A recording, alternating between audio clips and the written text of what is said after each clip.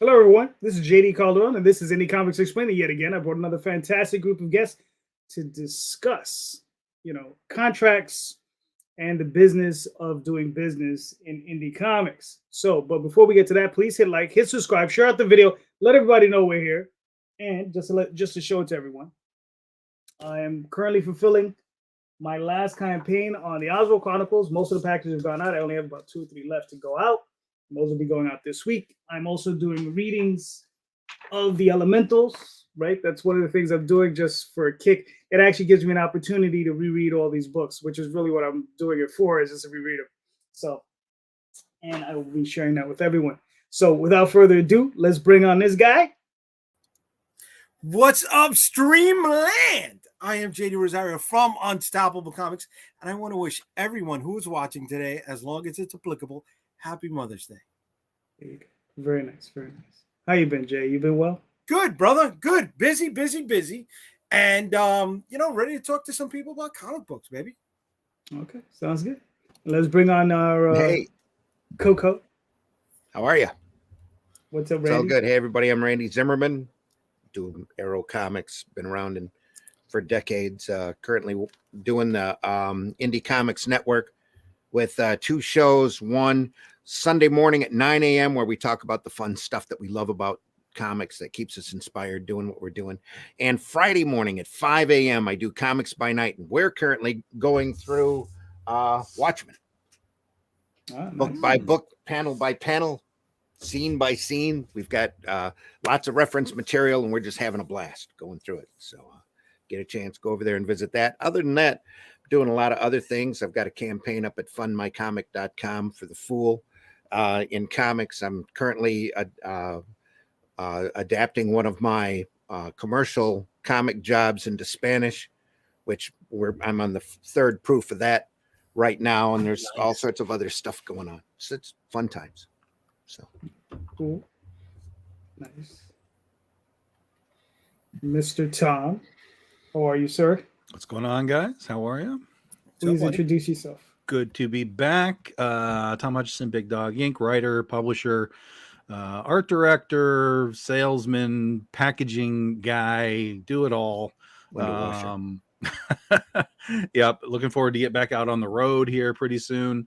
Our con season starts in June, so we'll be doing about 8 or 9 cons just the last half of the year, starting in New York with the Ostravaganza event that invites us out every year. Then we'll be in New Mexico, Duke City Comic Con. Then we'll be back down in St. Louis for Terrific Con, and on and on and on. So looking forward to get back out on the road. And we'll have Goth Day launching a week from tomorrow. That'll be our next big campaign.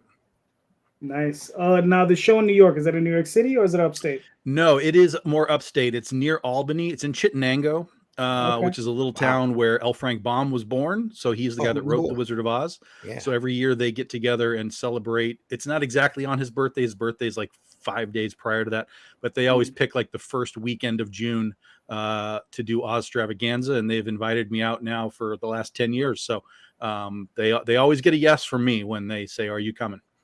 Nice. Right. Very nice. Very nice. What's up? What's up, Chad? How's it going? Hi. I'm Chad Perkins. Introduce yourself. I was just doing that. Hi, I'm Chad Perkins, the writer of Blue Lullaby from Marcosi Enterprises.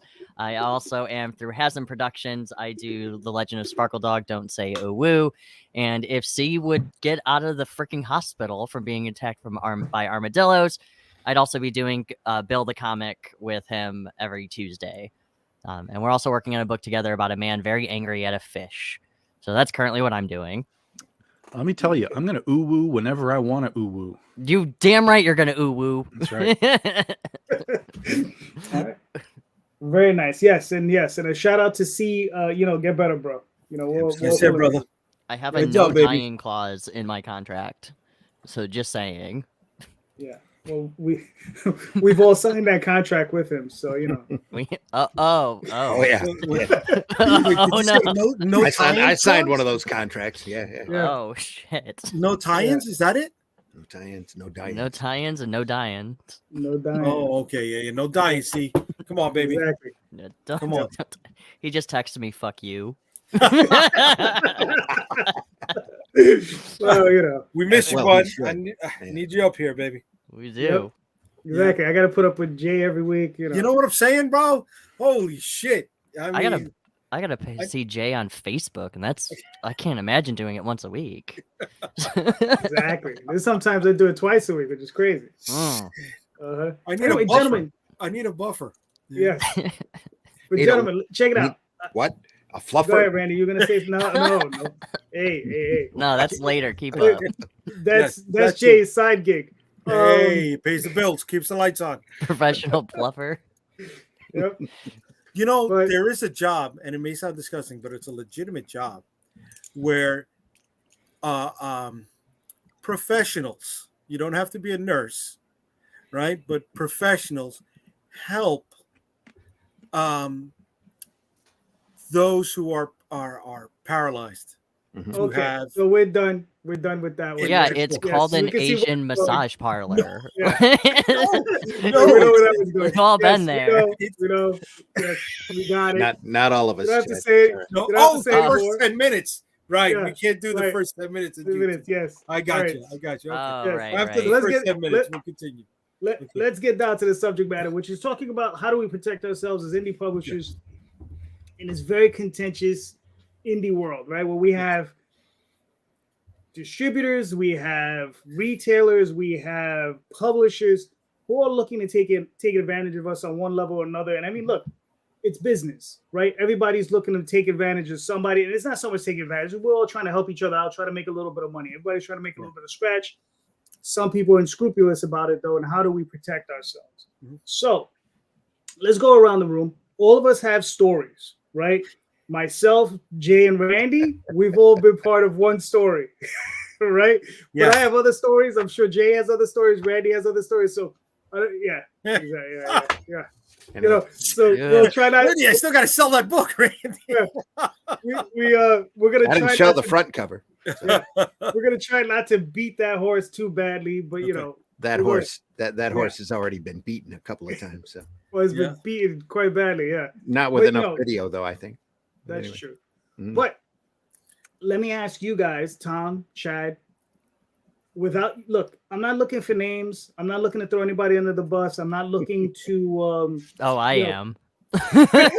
If that's what you need to do, if that's what you feel, but that's not the goal of the show. The goal of the show is what I'm interested in is maybe narrowing in on what it is went wrong and how you could have protected yourself from that with 2020 hindsight, right? Because you know now it's already happened, so you can look behind you and say, okay, well, I was effed over this way. How could I have protected myself by that not happening, right? Like what could I have done to protect myself? So that's really what it is. So, I mean, let me ask you, Tom. You've been, dealing with other self-publishers. You've dealt with Dynamite. You've dealt with a number of companies. Have you ever had this type of situation? And what do you think you could have done differently to protect yourself? I've never really had problems with the publishers I've worked with, per se.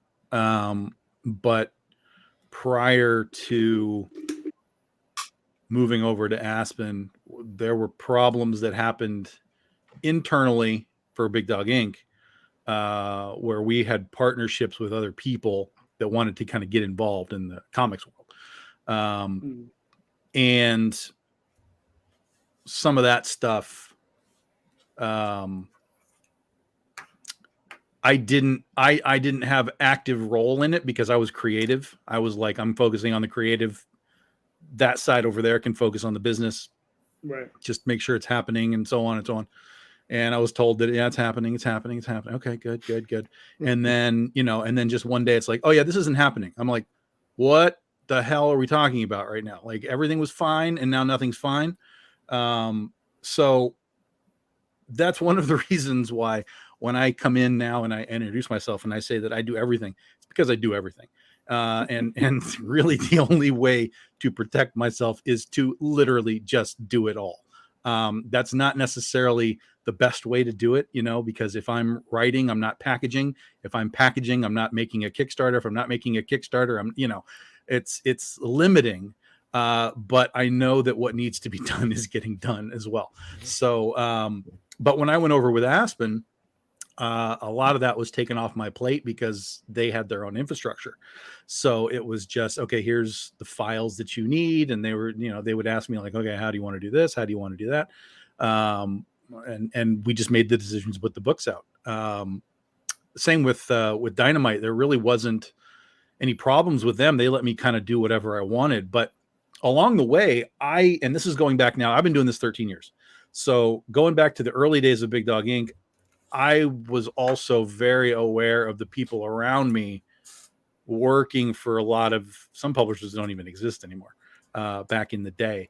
So I have stories for almost every publisher that you could imagine through other people, not firsthand, but like, just this is a problem. This company, I'm just like, holy God damn. It just sounded like this was this crazy epidemic, and I didn't really know if it was true or false, or some people just got hurt feelings. But then as years went on, I started to learn like, yeah, this is some jacked up stuff. Not necessarily like really terrible things, but there's a lot of publishers that were just basically IP farms, and all they wanted was your comic so that they could pitch it to Hollywood or pitch it, whatever. And they didn't really care about the comics. They didn't market the comics. They didn't push the comics. They just were like, yeah, here's a book. But, we're just trying to pitch it to Hollywood. So there's just a lot of little weird things that I've learned over the years that have kept me away from even attempting to work for publishers. There's a lot of opportunities that came up that were like, hey, you could do that. And I'm like, yeah, but I know that's probably not going to work. So I'm just going to say no. And so it's just been me and Big Dog Inc. until I actually reached out to Dynamite. And I was like, hey, let's do a thing. And they were like, yeah, let's do a thing. So I don't have the firsthand real experience of publishers hosing me, but you kind of have to do your due diligence if you're legitimately looking for a publisher. Like, I need a publisher to take my book. You really have to do your due diligence, not just like within the last couple of years, but you got to go back a ways. Not to say that business practices can't get better over time. Certainly they can, but you kind of need to take an account of the history of the publisher, what they've done, who they've worked with, reach out to some of those guys and be like, did they treat you okay? Like, was this all right? And just kind of take that information, as always, with a grain of salt, because, everybody has their own experiences, but it's really up to you to kind of do a little bit of homework before you decide to sign a contract with somebody. All right, cool. Fair enough. Chad. What? You know what? Oh, about my experience? Yes, sir. Oh, yeah. So mine is the experience of the class action lawsuit that's going on with Action Lab. That's one of them. There you go. Yep. So what happened is I got into... when I first started out into writing Blue Lullaby, which that they picked that up, I was pretty much recommended by a couple of the other guys who were pretty well known in there already. And what ended up happening is, as a kid in a candy store and very excited to get my first book out, I had learned to actually need to sit down and read the contract. And I know that's like, well, you should have. Well, yeah, but when it's like a bunch of, jargon and gobbledygook and technicalities and everything, it's like you get really confused and overwhelmed, so you miss things. Mine ended up falling into a category called digital first, which what ended up happening is that they would release it digital first, and then if it met sales goals, then it would go into printing. But there was a problem. And I didn't notice until after I showed it to the lawyer and everything with it, is that it doesn't specify what is considered like a good sale. Yeah. So as everything happened, once it got picked up, it was nothing but silence. The publisher would not talk to me. They would not even do anything with the book. They sent like 2 tweets out and an email for advertising, and then they were done with it.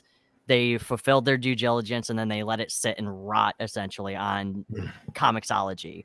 And it was really disheartening. And then it wasn't until around the COVID times where we found out that, well, actually, I think I sent you the link, JD, if you wanted to put it in the chat. as well to read it over, but we sent out a call to arms on Twitter, and like 40 creators got together and said, hey, we also found out too that they're stealing profits, and they're also putting they're taking printing costs and putting that against the sales as well. So the publisher is just saying, yeah, you made this much money, but they're really just taking everything out of the sales goals. And then they were also cutting corners on selling at conventions. They weren't actually, there was all kinds of stuff. Like they weren't splitting profits. They weren't doing anything. They also tried just recently, I just got Free Comic Book Day. They tried to release Princeless as a free comic book. And that was really weird. Luckily, our lawyer did send a cease and desist, and Diamond said, no, we won't do that. Or the Free Comic Book Day people said they wouldn't. And luckily, as far as I know, they didn't at any of the stores that I saw, but I can't clarify for a broader spectrum. Right. But it was an incredible disaster. And that's why when I talk to new people, I say, one, make sure you do your research on the publishers. I mean, we can talk about how terrible Hasm is, but I told Tina that I'll talk to her about that behind closed doors. But she's gonna show up at your house. She's gonna beat you up, bro. She's gonna beat the crap out of me. No, they've been great to me. But that's what when I say is just ask around to your publishing buddies and your creator buddies, because at first when the guys were like, "Oh yeah, Action Lab's really great," I was friends with the marketing director and everything, and they were awesome. And then slowly, everything started to unravel. So it sucked. It sucked a lot. Shush you. Yeah, and that's true. It's like, that's the other thing, is you could do your research and have all pluses. Yep. But that doesn't discount things just going south Yep. after you happen to sign the contract too. Right. But just try and pay attention to what the publisher's doing for you, if anything, as much as you can. Yeah, because everything will sound like, bread and butter and gold, but, you can cover shit in gold and it's still shit, So it's just, there was also a thing where all the contracts were different. So when we submitted all of our contracts to it, they found out that all of them were differently worded with some of the deals. Yeah. And none of us knew that. We're like, oh shit, wait, you're getting like 75% sales and just like all kinds of stuff. And it was nuts. Yeah, that is crazy. I mean, look, sometimes things don't work out, even when, like you said, what Tom's saying, you do all the research, everything you check out. I mean, just before the show, Jay was talking about toys with Tom. And look, I did my figure years ago. I researched for 2 years. I went ahead and did the figure, spoke to my distributor. My distributor said, he said, Jay, he says, if I had this figure a year ago, I would have sold out.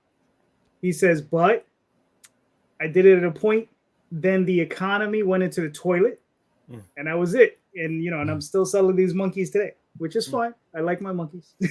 Do they sell?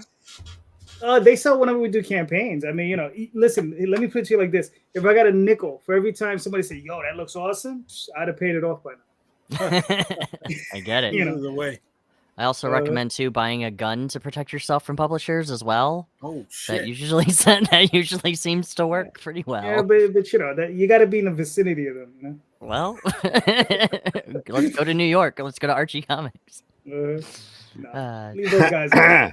Anyway, I love Glenn. I love Archie Comics. They're lovely.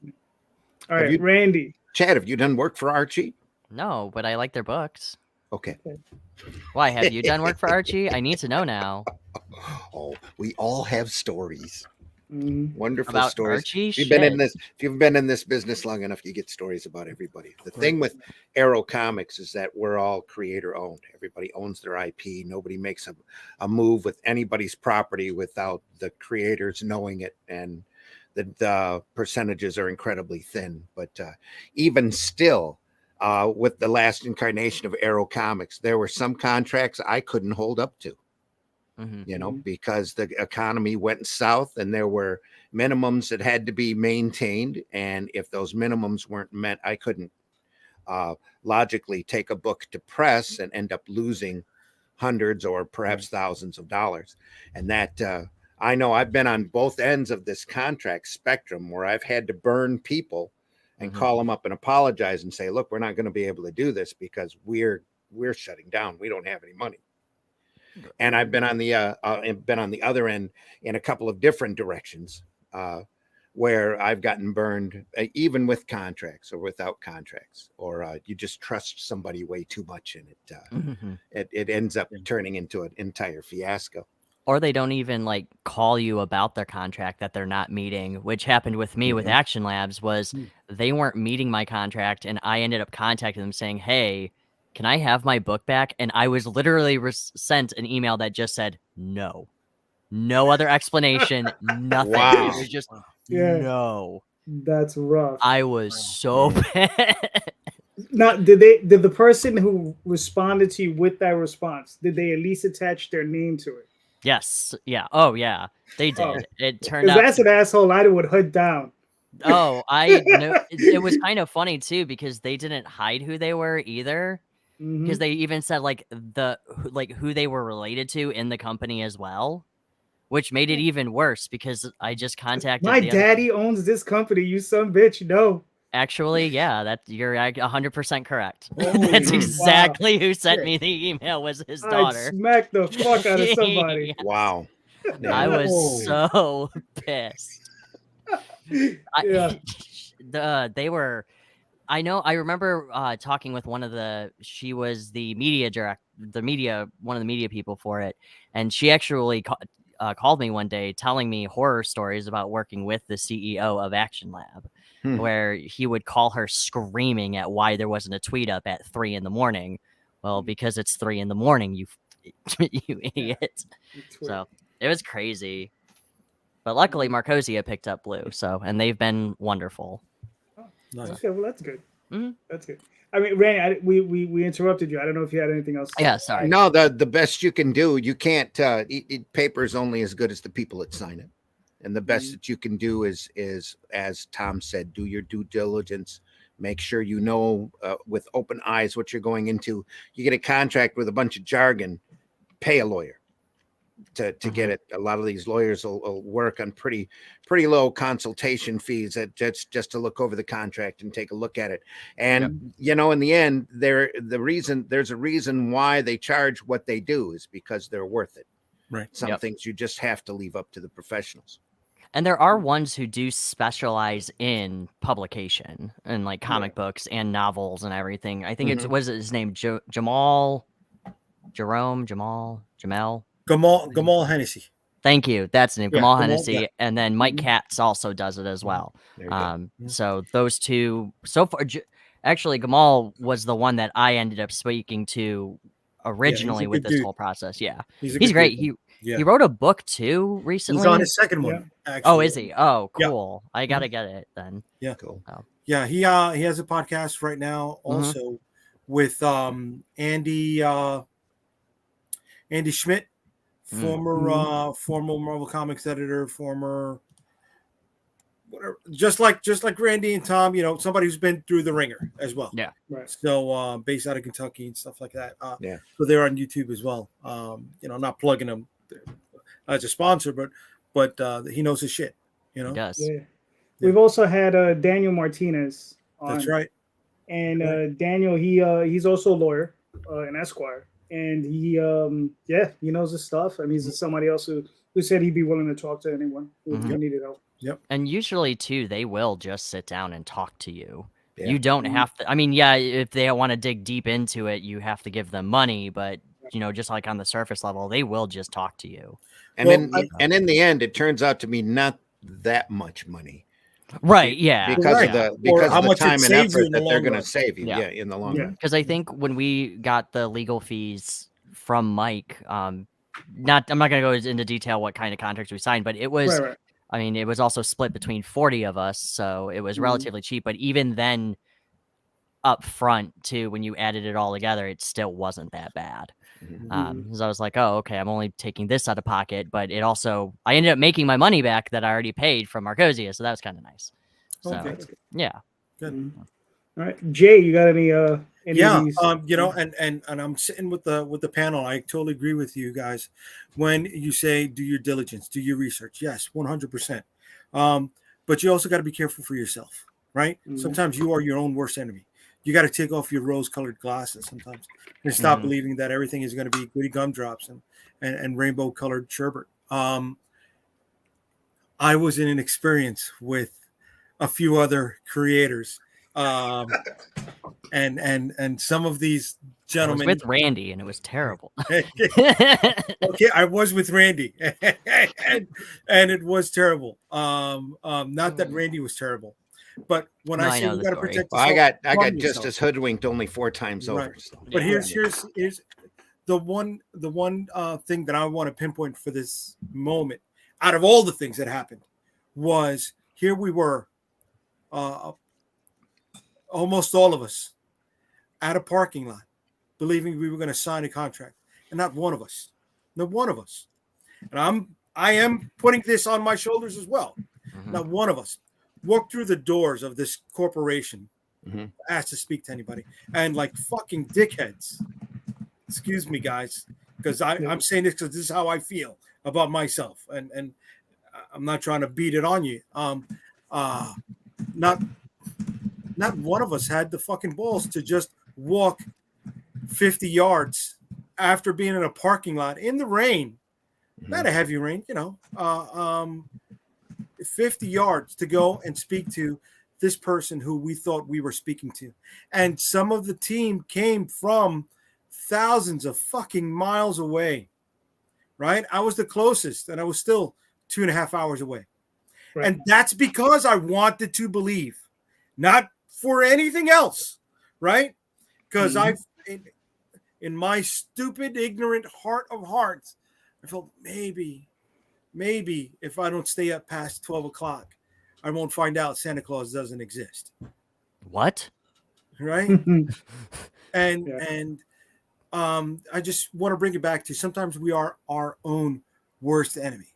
We want to believe so bad that this is coming in our favor after all the years of hard work, because God damn it, if we're here, we've put in miles, right? That we believe, hey, you know what? Maybe we finally flip that coin and it's falling in our favor, right? Maybe.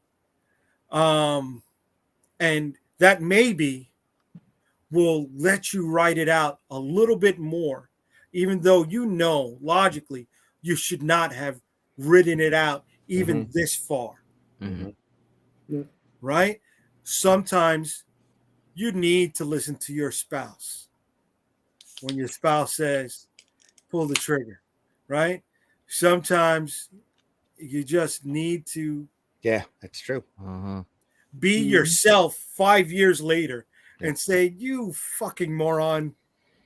I tell myself that every 5 minutes. Right. And that's another thing. Sometimes we go into that dark hole of imposter syndrome or whatever. Yep. We all go through that, right? So we got to be careful with that also.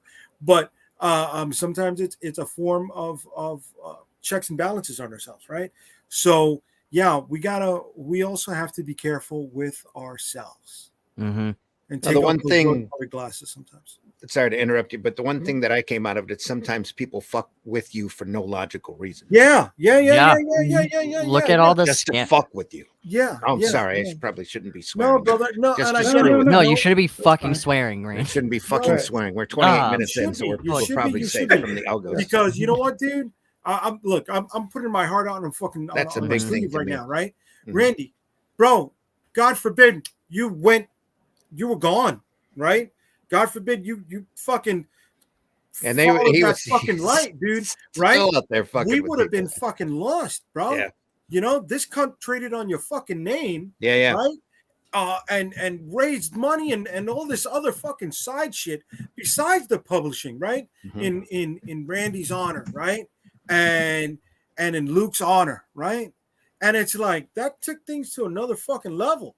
Yeah. And still, the rest of this fucking group was like, oh, well, maybe we can still get the fucking books. No, man, we should have just taken the fuck off. you know. Mhm. And you know, knock on wood, thank God, you know, you came out of this, and Luke came out of this, you know, yeah. Is it a fucking bitter pill to swallow? Is there a fucking gaping hole in our fucking bank accounts? Yeah. But right, we wanted to believe as much as we were taken advantage of. Well, there a lot of that None was of the us know what we're grifter doing. preying on our Yeah. ambitions and dreams too, Yeah. and Well, just to do it, just to look at- screw with us, and that's the irritating thing. Look at all the and I always say if I made it when I get scam artists like showing me their portfolios of stolen artwork, like look at them when they look at these little people who are just getting their script out and they have these ideas, and then somebody comes in and goes, "Hey, I'm an artist. This is how much it costs. This is it. This is my portfolio," and it's totally different than what you're gonna be getting. You give them $200 a page. I'm just spitballing. If you pay that much for a scam artist, I'll be very surprised. But anyway, $200 a page, and then they're like, "Oh, they draw like Jim Lee." Well, if you can't recognize Jim Lee's artwork, you're screwed. Right. Like, and he has a very distinct style. Well, there's something going on now, Chad, and I'm noticing in the last week and a half. People that have campaigns are talking about, oh, you know, I got a $500 pledge that's being held for ransom, right? And saying if I don't sign up for this person's course or marketing, whatever, then I'm not going to get that pledge, right? Yeah. And Kickstarter taking it out of anybody's hands and removing that. Can they catch everybody? No, right? Will they take advantage of a lot of the people who are still new to this? Probably, but you know, we got a little bit of seasoning on us, and we can spot that. You know, we can spot the, oh, you know, we market to all these different people, and you know, get millions of views on your stuff, and get the fuck out of here, you know. Right. Within the first 5 minutes of your campaign, you get at least 5 of those bullshit marketing emails direct to your Kickstarter message box, right? Oh, you know, we'll take your campaign to the next level. Oh, you won't. No, you'll take my money to the next level. Exactly. My thing is that one of the things that I really took out of with Action Lab, because I was very excited, was take your time. It is not a race. Yeah. And look at what other people are doing. Like, if you want to reach out to a company, like if you want to go to Scout, fine. If you want to go to, I don't know, Dynamite or whatever, fine. But take your time to get there. Don't bite on the first publisher that says, yeah, we'll take it. Or just do the book yourself first. That's what Hasm has been teaching me to do, is how to do the book myself. Right. And it's painful, but man, is it fun. Look at what's being said here, right? And that is one of the unfortunate byproducts, right? Side effects of those taking advantage of others. So now you have those who are coming into this, or those who need a little bit more seasoning, right? Becoming much more insular, right? And not getting the support or the mentorship that maybe they could have been more receptive to had they not been taken advantage of in the beginning. So they're just going to say, fuck that, fuck everybody. I'm doing this on my own. And I am one of those, right? I do have a chip on my shoulder. I had a chip on my shoulder prior to going into this event with everybody, right? And that was also one of the things that played a part in this, maybe saying, you know what, maybe it was this chip on my shoulder that had been holding me back so for so long. So I need to be more receptive to this rising tide. Unfortunately, blah blah blah blah blah blah blah blah blah. Fill in the blanks of dark story after that. Oh no, it's a corn story. So I mean, listen, like I was part of the same deal as Jay, and I mean, listen, I mean, in the end, I mean, we all made mistakes. I mean, and the first mistake I made was I took people at face value, right? I trusted people that I didn't know well enough, right? And all it would have required me to do was make a couple phone calls, and that's all it would have done. And I'd have been like, you know what, guys, I just got to walk away, right? And that's all it would have been. I wouldn't have screamed and yelled at nobody. I would have been like, you know, I don't think this is gonna be. Or good just for say, me. hey, this sounds kind of shady. I'll be honest with you, man. I'd be like, if I'd have made the right phone calls, I'd have been like, look, guys, this is what I saw. I can't be a part of this. I got to walk away. Sorry. And that would have been it. And I would have told, Randy was part of it, and I'd have been like, look, Randy, you might want to look into a little further, before you, actually commit. you know. Randy, What? get the gun. Right. But unfortunately, that didn't happen because I got wrapped up in the dream, Right. right? Yeah. Because the story was good, man. The story was good. And the FOMO, fear of missing out, Right. the FOMO was real. Okay? Because Yep. the initial offer was just an initial offer. It was very small, right? I mean, it was good. It was good. It was like very small, very enticing. Made sense. Yeah, it made sense. It wasn't outlandish. It wasn't crazy, Mhm. right? But there was the part 2. That was the outlandish, crazy part. But we had to get through part 1 to get to that. So it made sense because we were ramping up, right? So yeah, but that's one story. I got another story though. In the 90s, after I had finished working, doing like Tenchi Muyu and La Blue and all this stuff, and I was worked professionally for a while, I had gotten called by another publisher to come in, and they had wanted me to write some books. Now, here's the thing. I had taken a job, and I was working the overnight, right? So I was literally, I left my day job at like 7 a.m, came home, took a shower, got dressed, and Daphne, thank God, I told Daphne, I said, listen, you got to come with me because I'm going to be half asleep when I get there. Although she did say I slept probably through the whole meeting.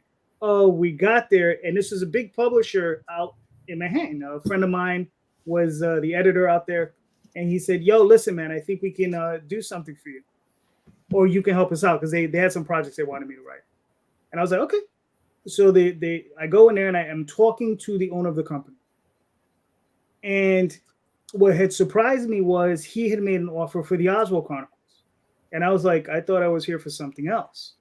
Right. And he was like, yeah, but it's the Oswald Chronicles that got them to bring me in because they liked the work. And at this time, it was all prose because it was for a prose contract. It was for a prose story they wanted me to do.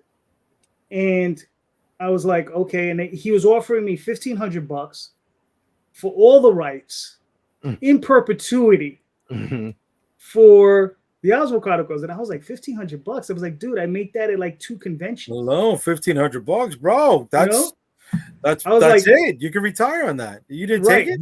Exactly. So and what's funny is at the time I was what, 28, 29 at the time. I and I was just like, I wasn't sure. And I called another friend of mine who was a publisher, and I said, listen, man, I was like, what should I do? He said, do you need $1,500? I was like, no. I said, don't take the deal. I was like, there it is. Right. So I didn't take the deal. I walked away. Right. And sometimes that's the only recourse you have. Just walk away. Right.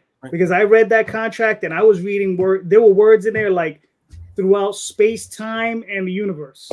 And I was like, I mean, perhaps that's a real contract right there. That's a real fucking contract. That's not a joke. Perhaps the scariest shit I had ever read in a contract was those words. Yeah. The verbiage is your telltale sign right there. And the universe. And I was like, what the hell is that? And I was just like, nah. And I was just like, no. And I had written a nasty letter back. I said, no one in your office has ever contacted me ever again. I felt bad. I felt bad afterwards because my friend who had brought me in, he contacted me and said, yo, man, he says, it's like, because we were really good friends. And what's funny is we're still friends today. He's a huge mentor of mine. And I see this guy in the regular. We go to the movies all the time together. And it's just really funny because what's funny is that happening cemented my friendship with him. Oh, nice. Even further. Like it brought us closer together. You understand? Because that's obviously not what he was trying to get me a job for something else. It had nothing to do with the Oswald Chronicles. It was just really, really funny. But after that, I was like, fuck you, man. I can't even work with you. I'll go to the movies with you, but I'm not. Well, no, not him. It was his publisher. It was the guy he worked for, not him. I'm curious to know what the publisher is now. I'll tell you afterwards. Yeah, he's no longer alive. God rest his soul. The publisher's not longer God alive? rest his soul. Yeah, He tried to fucking G you. Oh, Get out of here. Well, listen, you got to understand, it's though. because I did some things. He's not alive. No, he got T-boned by a bus. He's no longer around. So he got T-boned by a bus. So He's swimming with the fishes now. Yeah, well, he's swimming with something. I think he got it in a compactor somewhere with his car. Damn it. Didn't like Yeah. yourself. Oh, damn. Yeah. But that was I don't know. I think he passed early 2000s. But I mean, when I say early, like 2001, maybe 2000. Okay. So that was interesting. All right, Jay, you got any questions for the panel concerning? Yeah, definitely. We've all leveled up here, right? We've all gained a lot of experience. I keep bringing up, we got miles under our legs. And in that time, we've seen things that we never thought we'd see in our creative careers. So what's one thing that you've seen in your leveling up, whatever stage it is you've gotten to, right? That you never thought you'd see, and do you think newer creators should know about it, or should it be something that they look out for? Okay. Like good or bad, or just in general? Good or bad in general, whatever the case is, dude. With my leveling up, and this just goes with Marcosia and also Hasm, is the communication with the publisher and who's running it. It doesn't matter if it's like the marketing director or just another employee. Seeing that with Marcosia has always kind of been like my level up, because with Action Lab it was just silence and crickets. But every time I'll message Harry and be like, hey, I need books, and he'll send me a PayPal invoice like 2 hours later. I don't know if he sleeps. I'm not really sure, but I don't care. Or he will tell me, hey, these are your sales figures. Or he did actually just ask me if I was doing another blue the other day. So he's like continuously talking to all of his creators. And even if when you reach out to him, he gets back to you. And that's something that I never would have expected from a publisher, especially because they're bigger in the UK, not so much here. But just knowing that I'm one of their American publishers just overseas, that they're still taking the time to check up on me and talk to me, is something I would never expected. So I'm sorry, let me ask this. So when you said he PayPal's you an invoice, so you're getting wholesale, you're paying for wholesale units of the books that you've made? Is that it? Or no? Okay, cool. Yeah. I mean, they print the trade paperbacks, and I'm sorry, wholesale or cost? Actually, I'm not sure. It's, to be perfectly honest with you, I'm not very good at it. They send me the thing and I pay it. So it is cheaper than like the retail value, though. So I think it might be wholesale. Okay. So if it's wholesale, they're probably taking their bite out of it before they send. Okay. Yep. Okay. Yeah. All right, that's fair. Tom, you got any thoughts on that?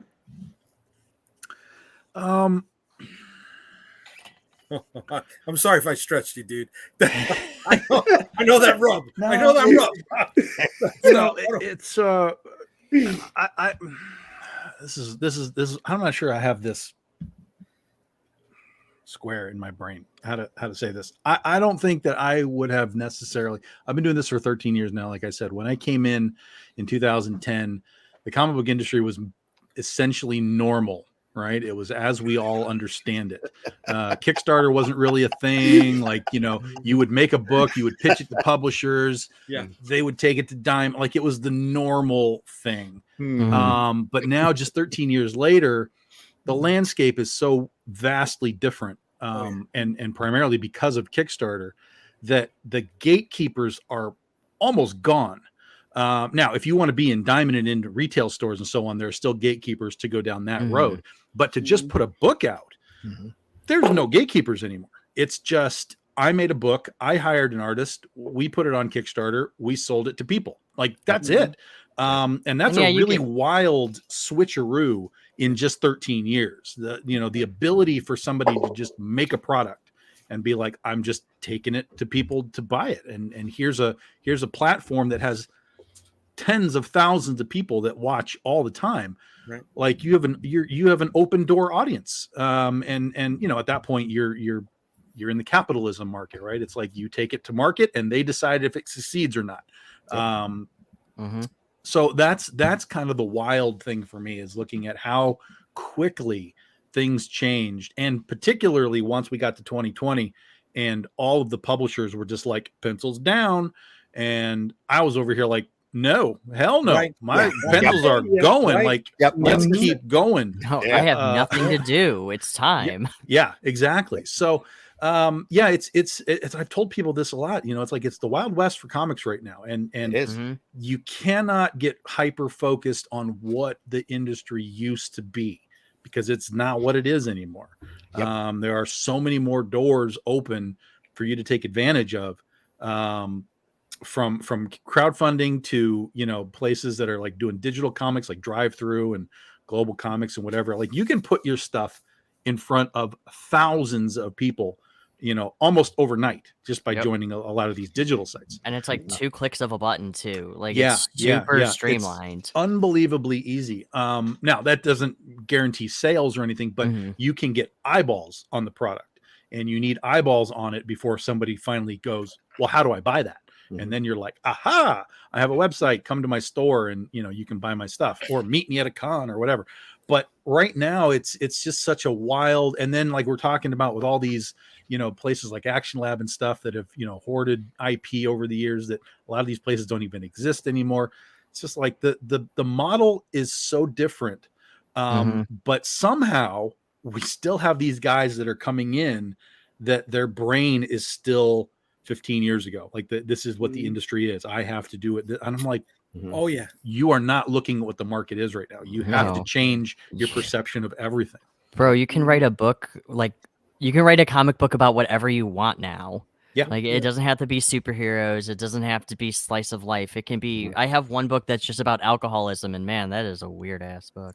Cancor, check it out. It's weird, but Yeah, and that's the whole thing. I was like, there's no gatekeepers. no. So You might it's get just- haters, but who cares? Everybody yeah, has but haters. fuck those people. Like whatever. Ooh, Yeah. ooh, bitch. Yeah. Like, Ooh. It's like, ooh. who fucking cares? Let the haters go hate and just sell to the people that like what you're doing. Yeah. It's like, Read my stuff. yeah. Yep.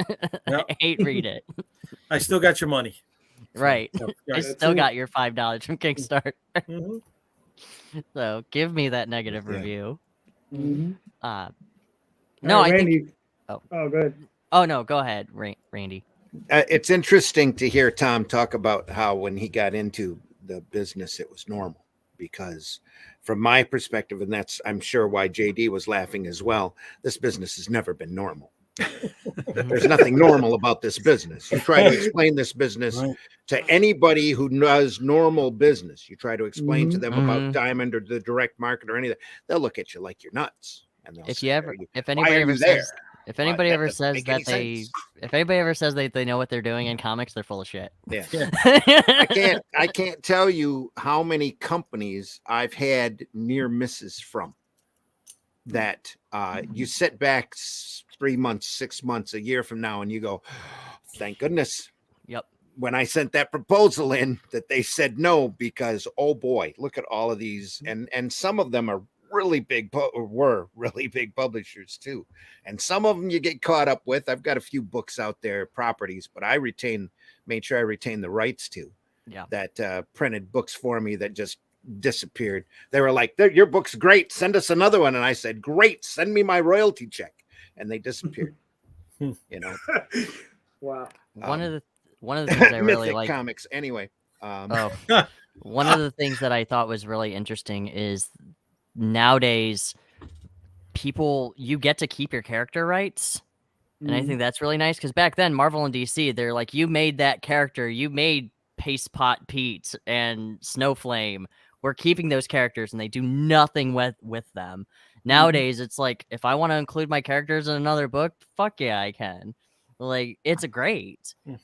And publishers don't really, well, the creator owned people, they don't bat an eye at it. And we fought, long and hard. And I'm sure both JDs and myself have experienced this, where somebody's come up and tried to nab your character. And you just, and depending upon how attached to it, I've got commercial clients that I've designed sequential, superheroes for, and that I know I'm not going to own, that I'm happy to sell to them. And other characters that are a part of me that they can't. I've got a superhero team. I got a superhero team. I said to Kamiko way back when, that they loved and told me if I rewrote the script. And at the time I was so full of myself, I said, no, I want to tell the story linearly, because that's the way the story needs to be told. That I'm still sitting on to this day, because it's a great idea for a superhero team.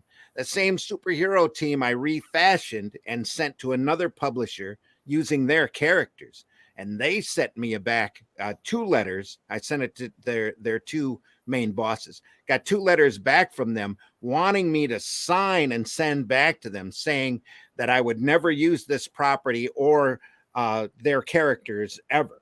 and that I acknowledge the fact that this won't get out into the on the internet or any place else like that. I showed that to my lawyer. My lawyer said, "Don't sign it.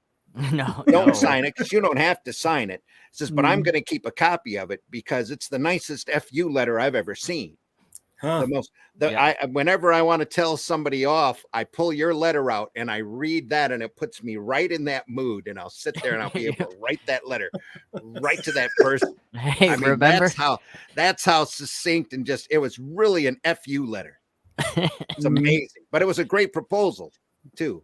Also for that same basic idea for that team. One of these days we'll get it out. But anyway, yeah. You just, in this business, you just never know, and you just gotta know as much as you can before you take those steps. Yep. Again, you still have to do your research. But you know, I got a lot of stories where it's like, missed it by that much. Thank goodness. You know, You should just do an entire podcast of all of your stories. oh. Old Man Yells at Cloud, the podcast. Yeah, Old Man Yells at Cloud. I tried that for a while, Zimcast. Nobody paid attention to it, so I just stopped doing it. You So weren't now angry enough then. that must be it. I didn't want to get angry enough because at the time I was still recouping from everything else that had happened in the last year. But it's, you know, this business. I love this business. I love it because I love the art form. And I put up with the business because it's infuriating, and there's, you know, every chance there's every way that you can possibly turn and end up being, you know, screwed around with. And you just and that's have why to be ultimately, so careful. that's why ultimate for me, I've compacted everything back down to basically just me, and then I have my editor, of course. But as far as decision making and you know, actually creating everything. In art directing, it's all me, and that slows me down. But at the same time, it's, again, I know where we are. I know what needs to get done. I know it's being done, et cetera, et cetera, et cetera, et cetera. So You also get the quality of it too. That's what I tell everybody. You learn how to do everything, and you do everything as much as you can, because then you know who's to blame if something goes bad. Well, along with that too, you Exactly get people, what I've experienced as well a lot, especially getting more and more into the comics industry, is you get these people who really want to help you, and then they don't really understand what is required to help. Like they'll be like, "Oh yeah, I want to look over your script and read it." And they're like, "Oh my God, I have no idea what this is." And then they never talk to you again. Or they want to start a comic, and you're like, "Oh yeah, cool. I can show you some resources and some examples." And they're like, "Oh, well, why don't you start writing it?" And I'm like, "Okay, but if I start writing this, I'm never going to talk to you again. You do realize that, right?" Right. Like I'm just going to take this. Like, so it's fine now. Yeah, like I'm not. It's wild too that people get overly excited about making a comic, and then they don't really see how difficult it really is. Yeah, I mean, it's the greatest feeling in the world to hold your own book. It's like like holding your own baby for the first time. I still get giggles when I'm holding it. I'm like, oh, and then Sparkle Dog the Proof just came in, and I'm like, oh, yay. I have to send it back though. I have to send them new files though because I fucked up, but that's okay. That's what you get a proof. Why you get a proof. I did, that's why you always. That's another thing too to protect your ass. Get a fucking proof. Even if it's digital. Yep. You know, do it. Now, Jay, before I answer the question, refresh me. What was the question again? I don't fucking remember. What are you surprised on as you leveled up? What was the surprises that you didn't expect?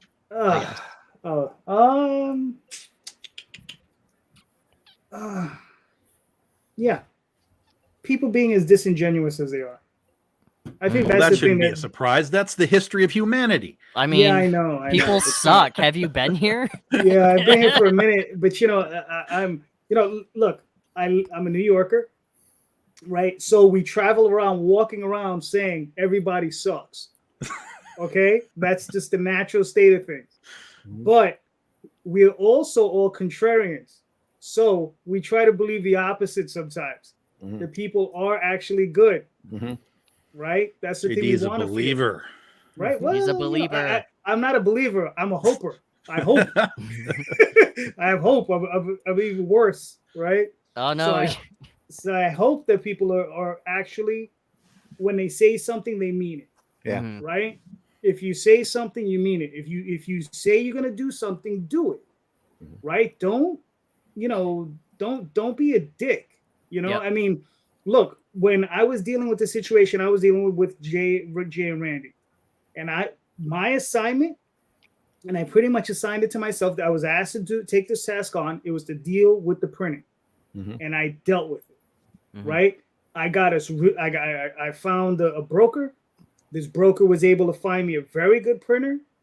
This printer got us a very good price. We ended up with excellent looking books. Mhm. And Best, I did best books I ever saw. Thank you. It's And so I mean, proud. Yeah. and the thing is I was transparent every step of the way with them. Mhm. Every time I got a quote, I showed it to them. I didn't retype the quote. I just sent them the damn PDFs I was sent. Mhm. I was like, this is what I got from my broker. Yeah. Forward Boom, the this is what email. it's going to cost us. Right? Yep. That's it. Boom, boom, boom. There we go. Right? And I mean, when you say you're going to do something, do it. If you can't do it, just say, listen, man, I can't really do it. You understand? I mean, it happens. You can't be everything to everybody all the time. Sometimes you got to just step back. Look, man, I'm sorry.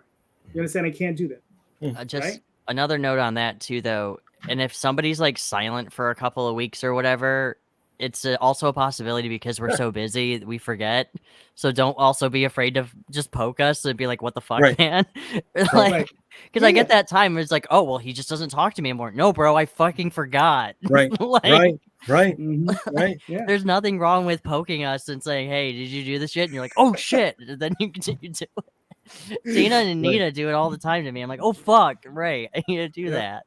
I like this one. This episode is depressing as fuck. I know, really that's enjoy what it. I laughed at. Chad just gave me a third answer for the question that I asked that I didn't think I was going to have an answer to.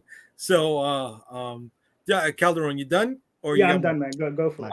All right. So the first thing is, I'm going to agree with you guys when it comes down to people wanting to piggyback on your success, right? Wanting you to do it for them because they'll come up to you and, hey, I got an idea, because they think you know how to make comic books. They think it's easy for you, right? That's a whole episode right And there. it's just like, It is. no. You gotta do what we did. You gotta put that skin in the game, right? Mhm. The other thing is how much business research you have to do in this, right? If you wanna survive, right? If you want to just tell your story, fine, no problem. Sure. You want to do that, right? But if you want to have longevity doing this, yes, you need to find out why single issue comic books are not taxed and graphic novels are. I know it's a Wait, what? That's a general term. thing? That's 100% fucking thing. Oh, I had no idea. Yes, Wow, I yeah, just yeah. learned something. Yeah, right. So things like that, right? I had no idea that. Okay, I got to know that when I'm setting up the prices on my website, selling nationally, stuff like that. Right. So you got to come into this with. I always say I'm starting with college business 101, but in the 16 years that I'm doing this, I've gained a certain amount of knowledge, but then I've also had to research things that I didn't know to keep going, to make sure that I'm not selling myself short, right? That's a good question. And then the last thing that Chad was bringing up that made me say, oh yeah, it's how much fucking time I was going to spend doing this stuff. Right? Oh my God. I mean, on my day job, I'm doing 10 to 12 hours most time, maybe 4 days out of the week. And then I'm getting home and I'm putting in another 5 to 6 hours. Right? I'm going to bed at close to midnight doing things. And I'm just like, but this shit has to get done because nobody's going to do it. And at the end of it, when I look at the dollar amount that I'm paying myself to do this, you're like, I'm like, I'm getting paid pennies on the hour to do this stuff, right? I was so that whole, I'm gonna be my own boss. Fuck the system. Oh man. No, the system's fucking you. Yeah. Sometimes you're fucking yourself. Sometimes you're fucking yourself. I got had I sucked it up Mhm. as a younger individual, and maybe applied for one of those internships at either Marvel or DC, which were 20 minutes from my home, or fucking gone upstate to, even though it was Wizard, right? Learn and develop a network very early on, I would have seen a hell of a lot more fucking warning signs than Mhm. I did trying to do this on my own, right? But no, fuck that. Why work for free back then? Stupid. I'm working for fucking free right now. Yep, there you Right. go. Yep. I got my first when I got my first paycheck from Marcosia. I was like, oh yeah, this paid for the legal bills. I can't like oh I broke. And then again though, I was just excited to get a small paycheck and get my book out there. And that's another thing that I wish people would understand too, is that if you're looking for money in this, I See, mean, you can make money. you And can, I'm joking yeah, about like, this. I'm yeah. joking. I'm being very Now, facetious. now, hold on. You're saying this, right? And I love Tom sitting in the corner with that smile on his face because he's like, bitches, I don't know what you're talking about, but I'm doing all right. I'm a multi-millionaire, bitches. I have 2 hot tubs. Well, see, that's what I was going to say. Is like the comment that we got that this episode is depressing. Like it is, but Yeah. don't feel that what we're telling you means you can't succeed, because Right. success is Absolutely. everywhere in the comic Yep. book industry. But most of it comes from just doing it yourself, like just Yeah. taking things that you can control, make your book, take it to crowdfunding. There's a lot of publishers now that are picking up books that were successful on crowdfunding. Or Right? they're They're doing literally the- looking at Kickstarter and going, oh hell, like let's just that guy has an audience over there, let's bring that book over there. Pat Shand is over at Scout Comics, for example. So even me, I've now been picked up by Antarctic Press. They're going to start publishing some of my stuff because they've recognized that we have an audience kind of all over the place, and they're like, well, let's do a book here. So and my books are relatively successful on Kickstarter crowdfunding campaigns as well. Yeah. So don't take all of this episode as Yeah. complete doom and gloom. Right. It's just like we said at the beginning, sort of do your homework about where it is that you're trying to put yourself, and sort of each path is going to have its own rules to it. Right. And the more rules you can understand, the better chance you'll have of success, whichever direction you want to go. But there will still be pitfalls that you Oh, need to always. prepare There's for. always there's 100%. always going to be trip ups. Yeah. But Right. but the community, when it comes to those pitfalls too, though, the community is pretty welcoming, from my understanding. Especially if you're having trouble with something, you could just message anybody and be like, "Hey, I'm having trouble with this. What do you suggest?" And it might take a couple of hours or a day or even 5 minutes to respond, but they usually do get back to you. Mhm. Another thing when it comes to success as well, if you're just doing this for fun, just fucking do it for fun. Right. Like that's success just out there, is the fact that you got a fucking book out. Yeah. Like Yeah, that's the vanity press idea, there's nothing wrong with it. If you just Yeah. want to say I made a comic, then God, go yeah. do it. That was the again, different rules for different paths. yeah. I mean, that people was the alternative market all the way up till Kickstarter. Well, You did it for the love of it. You didn't expect to make a lot of money at it. dude. When I there released, was money to be made, but you had to really work for it. I didn't expect Sparkle Dog to fund when I first launched it. Like it was a great feeling, but yeah, it's just, I mean, success does come in all different forms and factors when it comes to it. Plus, I have noticed too that some comic book companies are also launching books from writers and artists onto Kickstarter to see if they do generate interest. And I'm not really opposed to that all that much. I do think that's kind of a cool way to do it. I think, Lesser Known, I think, does that currently. I think There's it's a couple of companies. Was it Bad Idea? They Bad have a Idea. campaign currently running. Well, we could Their talk 5-year about epic. Yeah, Oh, 300. yeah. They're up to $300,000. Yeah, Bad Yeah. Idea is a different show. Yeah, that's Oh, a yeah. whole other. That's That's a a whole whole other other problem. Li- Or listen, whole I other can't thing. talk shit. I backed that campaign because I'm not gonna lie. I really want it. well, it was expensive because here's the thing. It's very Though expensive. it's a hardcover. It's 280 pages. An omnibus. Is written by Matt Kint, who I'm a fan of. I am too. And the art is actually really, really good. I was like, I didn't want to, but I know I'm not going to be able to buy that at a store or through previews through my normal channels where I would get like a 40% discount. So, so I had to suck that Wait, one up. talk to me. Anyway, What? now continue. No, well, I'm waiting for that company to give me a sponsorship, and then maybe I'll start popping them a little bit more. But no, but There you go. they're but I mean that's the thing though. It's like between them, Boom. Who's the other one? FPG. They're doing the Arthur Adams campaign. I think he's over 100,000. FPG. Yeah, I don't know who that is. I'm not. that's the familiar. name. Is it FPG or is it another one? FPG I think does. Who are they doing? Plug. And then I think this one is. There's a few. I think it's another company, not FPG, but FPG did the Plug one. Okay then. Field Mouse, I think, also started doing Kickstarters as well, and that's kind of neat. They're a non-profit comic book company, but if anybody's familiar with Field Mouse, Well, I mean that's like the rest of us. well, Except okay, I'm. Yeah, we're all not. non-profit We're all at one non-profit. point. Yeah. So the Arthur Adams, it's Flesk Publishing, Flesk, right? Yeah. and they're the guys that did a couple of years ago. They did the Xenozoic Tales book as well. Those guys, Wow. they do a lot of that type of artsy old yeah, stuff. yeah. Yeah. Xenozoic is really good. Oh, it's badass. Cadillacs and dinosaurs. It's Yep. fantastic. And there was rumors that he was coming back and finish the run, but it has yet to Schultz has yet to materialize. But Mark Schultz has been Mark doing Schultz. Prince Valiant for years. Schultz and I think- Yates. I think Randy and we talked about Mark Schultz Yeah. a while back. But interesting fact, Cadillacs and Dinosaurs has candy bars if you Google it. Oh yeah, So, I remember They had that. toys. They Kitchen had a sink, cartoon. they had Yeah. a cartoon too, yeah. Yeah. And Xenozoic, and when we say that, it's the same thing. So I've got this monstrosity. There of a you thing. go. Oh, That's look at that. beautiful. Very Yes. nice. All those I mean, this artisan thing's like books are almost amazing. 3 feet tall. I mean, it's Yep. just Yeah. I have ridiculous. I have the Yeah. big omnibus of it too. There you Yeah, go. I got the It- Flask hardcover yep. that they did a Pretty few years pretty. ago. Ah man, hell yeah! The inking on this is incredible. Yep.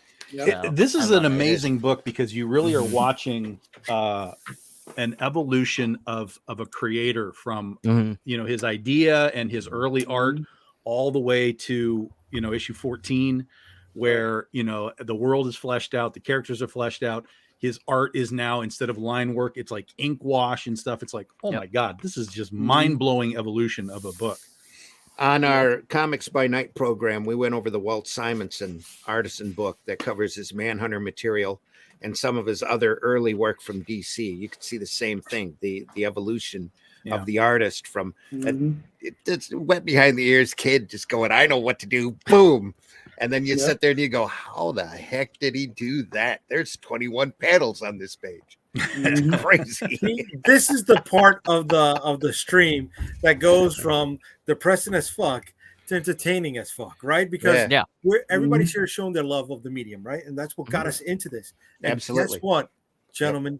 There's going to be a point where somebody's going to be looking at our books the same way we're looking at these books, right? I sincerely hope so. Just like I there was hope a so Bronze too. Age, a Silver Age, a Modern Age. We're in the crowdfunding age. Yep. Right. We are the That's ones true.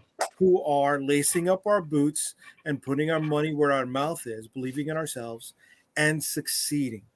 Mhm. And even if you're succeeding in money ways or just recognition or just like a feel good thing, it's all success and it's all Well, awesome. the thing with crowdfunding is that it's taken the alternative and independent market from a vanity press to a Mhm. niche market. Mhm. It's Oh, God, literally yeah. But it's redefine also what what it's we're also doing Tom said with earlier, the hopes that we can make livings at it. right? know? Right. Right. But Tom brought it up right at the beginning. Mhm. And it is also bypassing those gatekeepers that normally Yep. would have kept us For the from, most part. from getting to this point. Yeah. I for the mean, most For the hell, most part, yes. what was it? There was a comic from like a 9-year-old boy who just drew the entire book in Sharpie about a duck and bullying. And it was like he raised like $15,000 on Jesus it, Christ. Mhm. and it was awesome. I mean, it's a 9-year-old boy, but like the fact that he just could do it Mhm. was Right. great. And And it- hell, I would have bought it. I should have actually. Looking back, I'm like, oh damn, that would have been great. All right. I don't cool. actually. I think I don't to talk on Daphne's point. I actually think that Kickstarter is. I think it's both. I think it's a lot of fun because you get to meet people and you get to show your product to a bunch of people. But at the same time, though, it's like sometimes I feel like there's not really a challenge to it too. But that's also because you can submit to publishers, and I feel like it's way more stressful to do publishers than it is to build a Kickstarter. But I've only done one, so we'll see. But that's just what's the SP? I don't know what the SP is. Yeah, I don't understand that either. Yeah, that might have been Hermes, but yeah, I was kind of figuring that out too. So Daphne, if you're listening, what's SP? Yeah, we're And it's taking the fun because SP, man. I don't know what that means. It's the police, man. I know that the successful Kickstarters for indie guys, they're the ones that put the fun into the actual campaign. I mean, they treat these things as events. Oh yeah. And I'll tell you this, because since I've been doing Kickstarters now for 7 years, I think. And I have done Kickstarter campaigns, and I have done just, hey, we have a book, it's on our website kind of stuff. Yep. And invariably, we will sell more books on a Kickstarter in a month than if I just come on and say, go to our website and you can buy the book right now and not wait for anything. There's no party, there's no event, there's no sense of urgency. It's just, oh, it's on the website, I'll get it next week or whatever. When you can, but, yep. Yeah, but when it's like, you've got 3 weeks, here's what we're doing. It creates urgency. It puts the product, when you're on Kickstarter or Indiegogo or whatever, puts the product in front of tons of eyeballs immediately. And so while I kind of still do some stuff where it's like, it's on the website, even our smaller stuff now is becoming Kickstarter things. I mean, we do even like 24-hour campaigns, and we will sell a crap ton of books in 24 hours. It is wild what you can do when you experiment with the platform. And because there's no limits, there's no rules. Make it however you want to make it. Like, so many people are stuck into this week or month-long 4-week thing, and I'm like, I'm never doing a 4-week campaign again. I will do 3 weeks at the max, and I don't even want to do that anymore, because even at 3 weeks, you have that just dead middle period. Yep. And it's so hard to really like make that valuable. But if you come in and you launch on a Sunday, and then the following Sunday you have 1 week left for people to get involved, they're like, oh shit, like this is already almost done. And it's constant engagement. So well, and then even if you miss the Kickstarter, like if you miss the first one, like the Oswald Chronicles, when I found out when you launched whatever Kickstarter was, I was like, oh, I can get volume 1 of the very first volume as a Kickstarter. It's that excitement of knowing that you won't miss out, but also knowing that you did miss out. So you wait for the next one. Can I roll back? I want to ask Tom something based on what he just said with the shorter campaign. And I'm with it. I've thought about it. I know Calderon is on a 3-week cycle. I did 5 weeks. I've done 4 weeks. I've never done anything less than. But I've thought about it. And one of the things holding me back is, will I be able to speak to enough channels to get eyes on it? Not just my newsletter, not just taking ads out there, because we've experienced this. Oh, I didn't even know you had a campaign going. Yep. And from some of our most loyal followers, right? So how do you balance that, right? How do you play the yin and yang off of, okay, I'm doing easy. 2 weeks. I'll tell you how. Right. I'll tell you how. You make them pay fucking attention. My thing because is, you say, dude, we're on social media literally every day, telling you that it's coming. We're on social media every day telling you that it's here.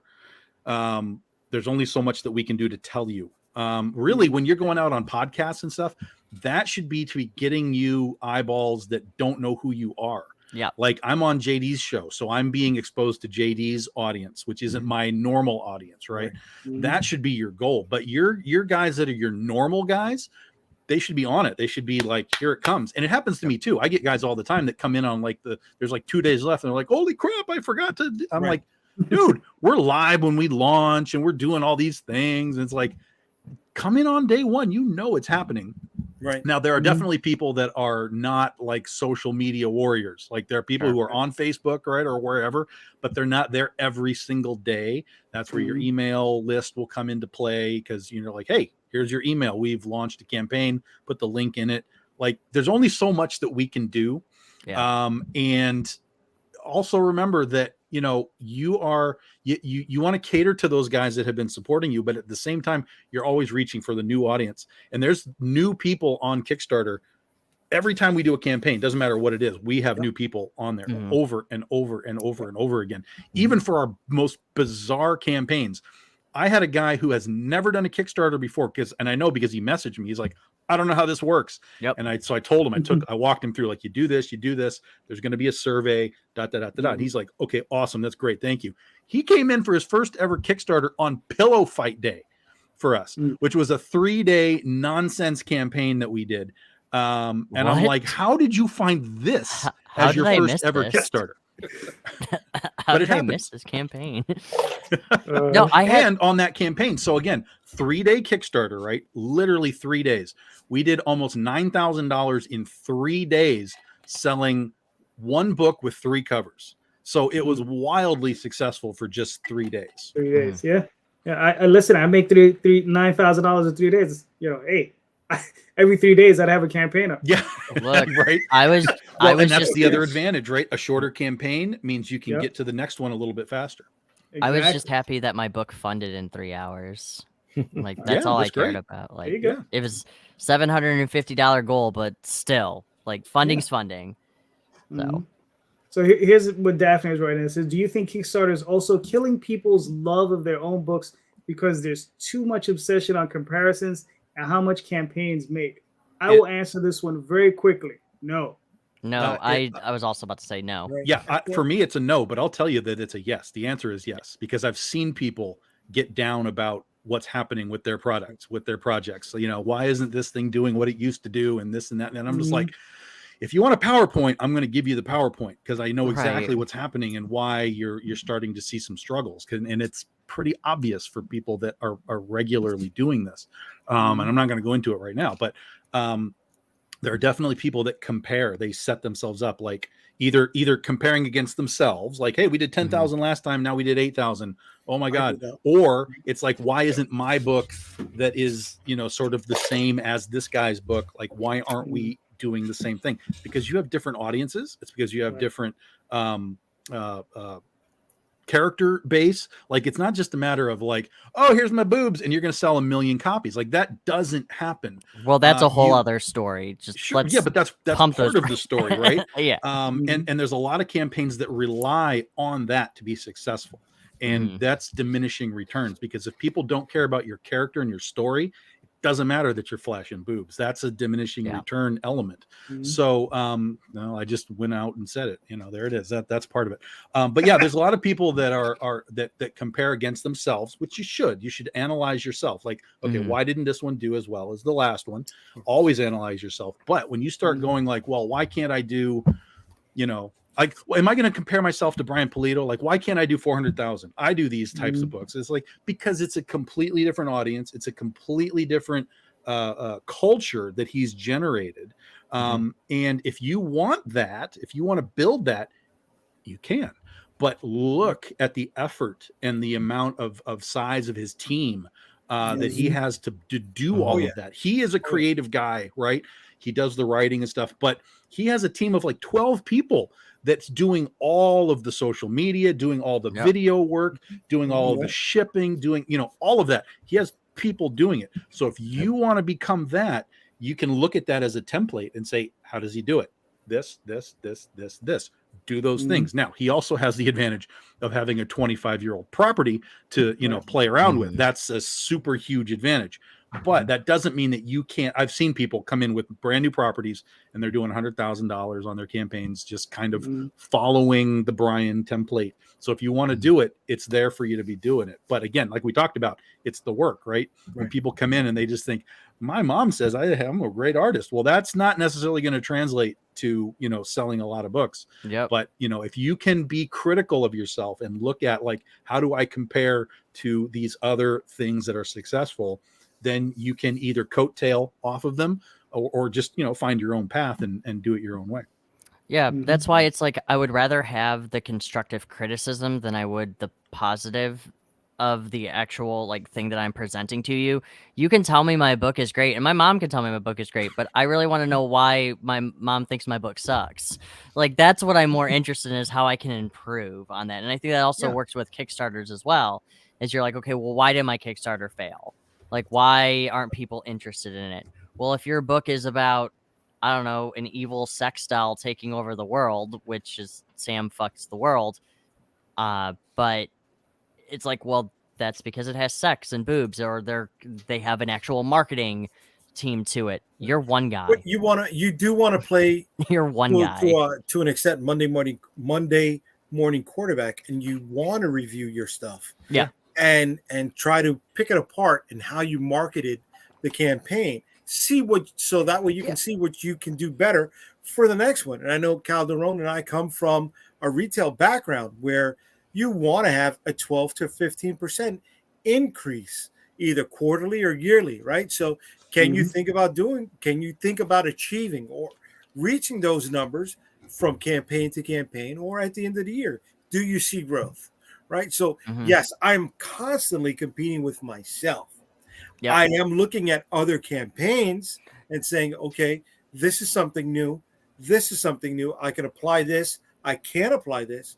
But what I don't do is compare myself, because if you do that, you're just going to fucking go down the rabbit hole of just you're going to get sad.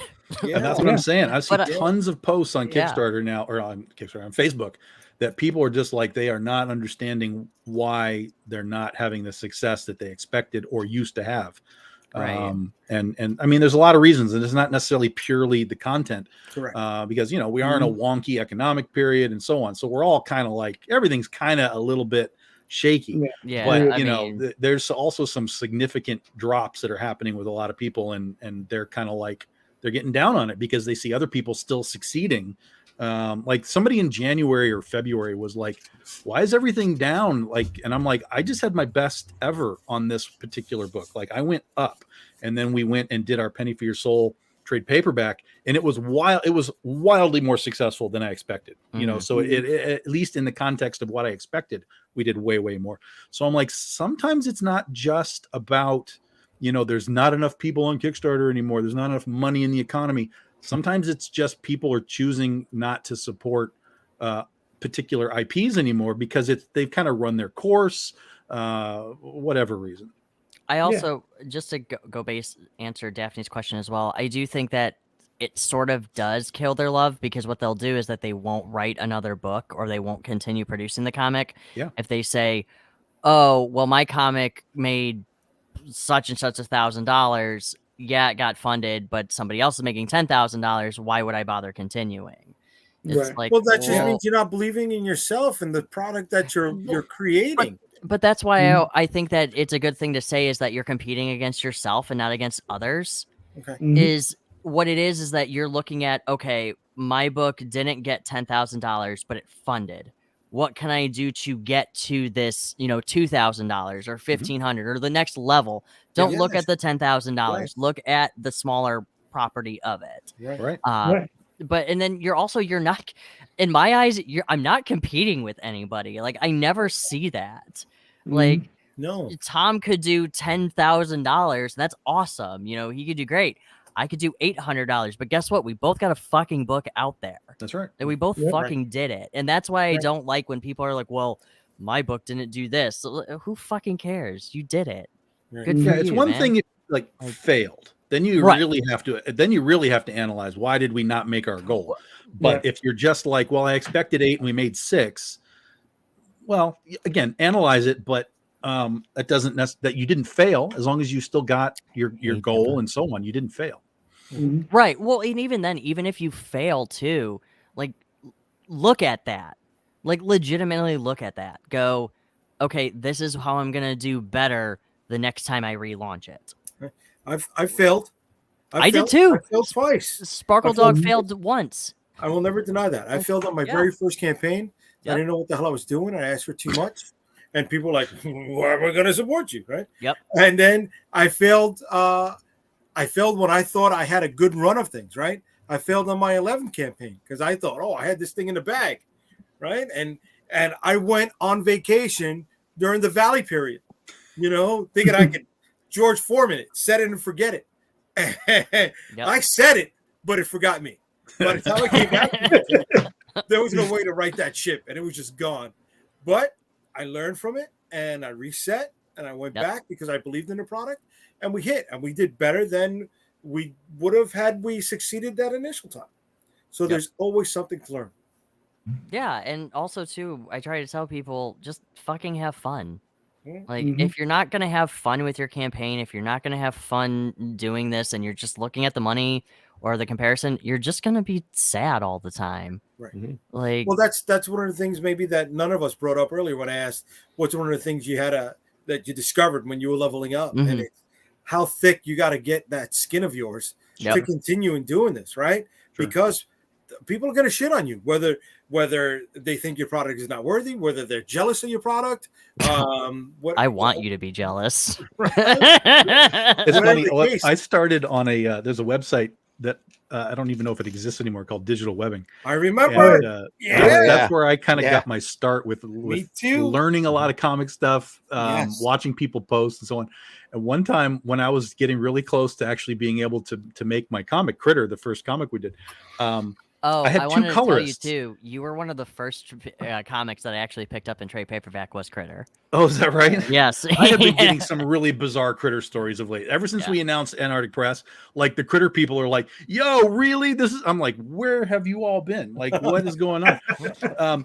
But so I had a colorist, or I had a piece of art, and I had two colorists, and they both did the piece, and I was like, they're both kind of different, and I don't really know which one works. So I posted the two of them on this thread on Digital Webbing, saying like, you guys choose, like, tell me what I'm looking at, because I like both of these for different reasons.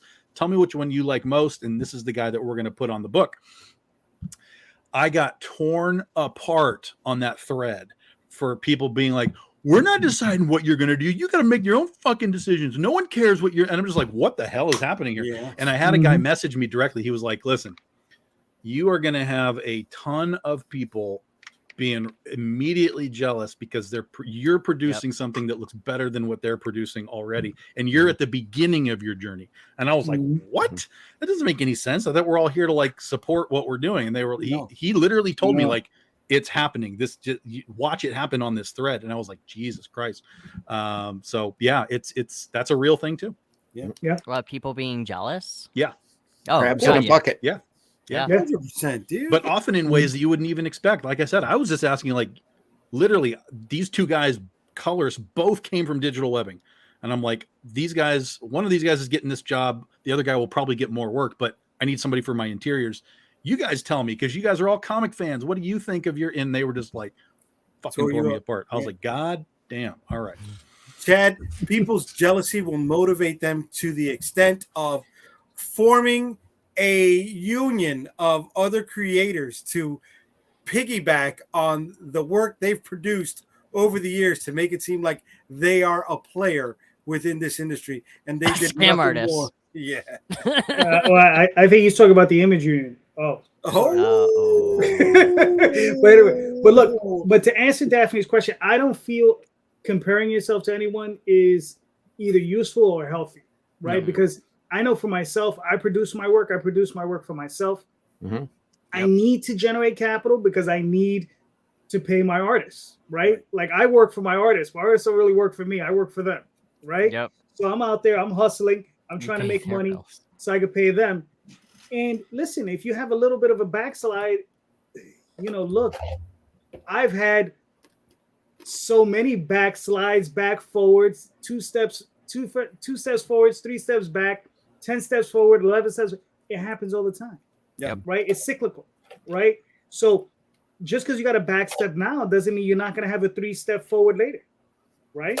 Yep. So, I mean, you just got to keep at the game, Yeah. And, it's funny because it's like we were talking about it earlier, and, we have differing opinions on it. She's taking it personally, and I'm like, no, why? There's no reason to take it personally. We don't know what's going on with our fan base. You understand? Somebody might have lost their job, so they couldn't back this time. Maybe they have a family emergency. They can't back this time. You understand? There's so many different things. Right? You may have to swallow that pill, but will it make you stop creating new content? Exactly. And there's no reason Absolutely to stop. not. Right. There's no reason to stop because next year things might correct to a point where it's better. So now instead of being at that deficit, now you're 10 steps ahead. So it's like you got to keep going forward. You got to keep going forward.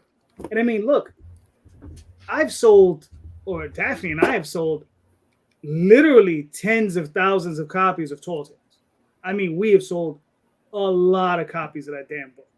You know, it's 20 issues, and we've sold it in various forms through various publishers at various times.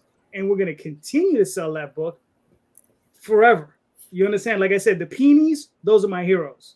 You know, repackaged ElfQuest at every opportunity, at every publisher they can get their hands on. Love those two. Keep doing it, you know? And that's what you got to do. That work is always going to be new to somebody. You just got to keep moving. But if you stop, nobody's going to pick up your flag and run it for you. Nope. You know, so you can't stop. You just got to keep moving forward. Unless you sell that IP, and even then it'll probably just sit there. And even then, how many dead IPs does Disney own? Right? They purchased cross-gen, right? They purchased a shitload of IPs from cross-gen. Cross-gen, the Ultraverse, Malibu, right? Yep. Malibu. Who has the Comico stuff? Actually, Rocketeer, they just released a Disney animated show, but still, other than that, like, get out of here. Just recently. Is that the one that's got the little girl with the Rocketeer?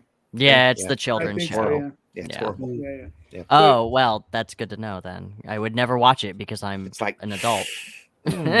Anyway. Yep. Randy, I don't know. Do you have a question? I have lots of questions. But anyway. But the one most forward on your mind. What is it? Nothing really pops up. Just I don't know. I'll pass. All right. No, go for it, Randy. Come on, bro. Go for it. Yeah. See, you're putting me on the spot, and I'm having to think here. You got your thinking cap on. I would say again, I've asked this question on the show before. Pull out your crystal ball and tell me what the next big trend is, because I'm looking for it. I want to know where that next distribution deal is going to come out of. If DC just announced their radical new program where they're going to start doing mini-series of some of their characters to see if they can turn them into regular series. There's nothing radical or new about Marvel or DC. That's what I 100% agree on that. Right. Yep. That's and what I hate to say that because there's a was lot of creators that work for those guys. CBN or whoever said it was brand new strategy. DC, dig this. Wow. And look, Marvel and DC, there's for decades. And there's still good stories. Like, people do still tell good stories with them, but yeah, it's like nothing's new. Well, it's all rehash, you know. Even and it's either rehash or it's derivative. Like, how many Spider-Mans are we really going to have? How many? Well, that's them beating how many more horse until it goes beyond death. Yeah, even past its zombie stage, they did that already. But I don't mean. I'm sorry, Chad. Go ahead. I've been around and seen a lot of comics go in a lot of different directions. I love this business, love the history of it, doing a book on it, which will be out here eventually, I swear. And the thing about that I've learned, especially when it comes to different platforms, is that you can't ever depend on that platform. The minute you think that you've got that platform out there making you a living, they're going to go through and change the rules, and you're going to lose money. And welcome to Webtoons. There's a lot of examples out there. You know, Patreon changes their rules. YouTube is constantly changing their algorithms or whatever. You can't depend on Facebook for nothing. No. You can't depend on Twitter for nothing unless you want to troll. You know, it's just a. What about? I was part of. Randy? I was. Tumblr same too, thing, brother. Same thing. I was part of Wowio when it first started up. I loved Wowio. Yeah, I thought Wowio was phenomenal. I was prepping all sorts of products for Wowio. And then Platinum comes in, they change their rules, and they send around a contract saying, oh, if you're going to be on Wowio, we own everything. Yeah. And it's like, you don't own me, forget it, you know. you're going to see this constantly. But where do you think the next step's going to go? How many people remember Pseudo before YouTube came out? Anybody remember Pseudo? I don't know what that is. Live stream TV on the internet well before YouTube. Okay. They had their offices here in New York City. I don't think crowdfunding really is going to go away.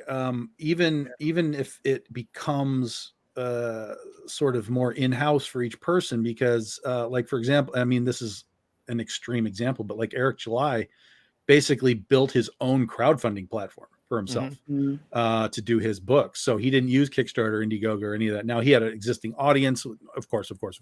But I do. He want was to like, "Yeah, I'm just going to build my own site to do this," and he made like, I don't know, $1 million or something. So it's crazy. So I think crowdfunding will always exist. I think that might modify.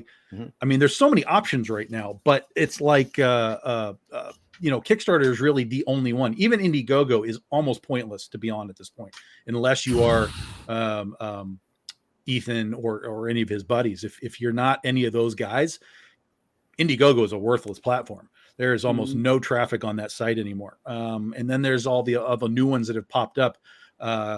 What was the one you said? GoFundMe Comic or something? Fund My Comic. Fund My Comic. There's Crowdfunder now. There's Zoop. Well, Crowdfunder's have been around for a while. It's just nobody paid any attention to it. Yeah, there's just no traffic there. So they were a subset of WeFunder. Yeah. Okay. Okay. So, I think there's a lot of people trying to do crowdfunding and make it, but I mean, Kickstarter is so just absolutely and learning from their mistakes and growing. Kickstarter is so just ingrained now in sort of what we do. They captured the verb. Yeah, it's right? I think it's going to take a lot to knock them out of position, but like you said, it's one of those things where if they just suddenly decide, well, we don't want any boobs on our platform anymore, that's going to knock a lot of people out. Like Tumblr, which could happen next week. Like Tumblr. Yeah. But I would hope that people are watching history and being like, oh shit, we just like destroyed our company. That doesn't but necessarily it could happen. hold true. Yeah, it could happen. So it could. I am not savvy enough in tech to be able to really predict out that far, but I think that crowdfunding will always be the thing now. It's just going to be a matter of you finding where you belong. If Kickstarter suddenly says there's no boobs, but crowdfunders like, no, bring us your boobs, then theoretically the boob crowd could shift to a completely different site, and you would have a more niche audience for that stuff in a different place. So that's a possibility. It says a lot that this industry actually has a boob crowd. They do.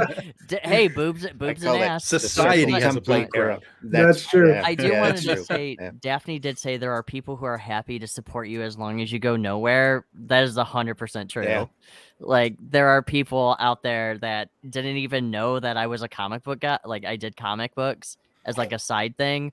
I guess it's not really a side thing. It's more of just like a hobby that I work and throw money at, and I don't make anything. But there's like one person who's like, oh, wait, you do comics? And they backed it immediately. Like, they didn't care what it was about. They just went right with it. And I was very happy about that. So, and what Nita said before that you put up there is right. There's a lot of people out there that can give you bad advice. Oh God, fuck but yeah. The real key here is not to depend on JD. any one person as a mentor and to go out and get multiple opinions. Do your research, which we've said over and over in this show. 100%. Do your research and also listen. Like, when I tell new people who really want to start comics, they will always say, well, I want to look at the Netflix deal. I need to do avatars. I want to do this. And I'm like, how about you write the fucking book? Yeah, exactly. I probably won't go anywhere, and that's fine.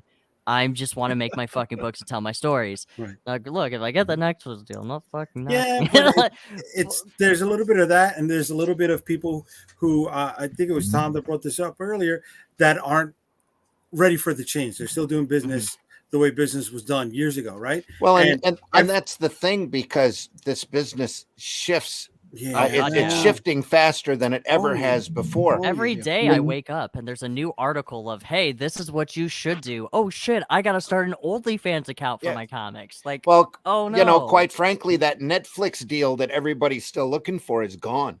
Oh god, All yeah. that money is Oh, yeah. over. The writers' strike's on. They got nothing.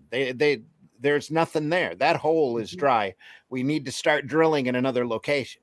Yep. You know what I'm saying? That's definitely I mean- gonna be, I think tentacles corn is probably the next step. The thing Probably. is that whenever you go into comics and you're looking to make big bucks and you're looking to do it because you're trying to leverage it against something else, it's probably not going to happen for you because it's coming from a very bad spot, right? Well, there's this whole horde of opportunists that'll Right. run in and try to take advantage. That's like we were saying earlier. As soon as somebody pops up a campaign, there's you get bombarded with a dozen or so people that want to market your stuff. Yep. Because they've got the sauce. Right. You It's know? what is it? There's always people out there who want to mine the miners. Yeah. Mhm. Yep. Right. Right. But even if that was your concept going in, use this as leverage. And you do happen to get to that point where it turns into an animated or live action thing. It does not mean you will continue to be doing business, right? Radical Publishing. Oh, I'm sorry. I mean, there's how many have gone in there, and that has happened, and just they're not around anymore. Here's the and actually this is Express Life actually says this Listen, too. we can all make is- a movie now with the camera in our phone. Fuck So, yeah, we could. you know, Yeah, I make porn It's- corn all it's- the time. It's Corn. not even. Uh-huh. It's. I mean, that's not even a joke. There are literally movies that are filmed on phones, put into After Effects, and Yep. they may not look like Marvel movies, but people are making movies. I mean, it's funny because I watch a lot of garbage on purpose in a lot of cases, and I thought about it the other day, especially like shark movies. There's so many horrendous shark movies, but Mhm. I thought to myself the other day that I'm sitting here laughing at these guys, and I'm like, you know what? Sharktopus. Shut the fuck up, Tom, because these guys have made like 8 shark movies, and they're all on Amazon, and Tom's watching them. And how many Yep. movies has Tom made? Yep. 0. Yep. That is So you can get out there and do a lot of crazy stuff for yourself.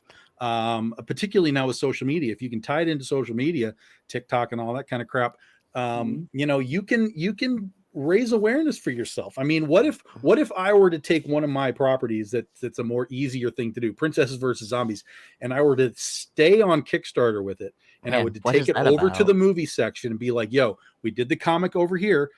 Now we need $100,000 to make a movie for you guys.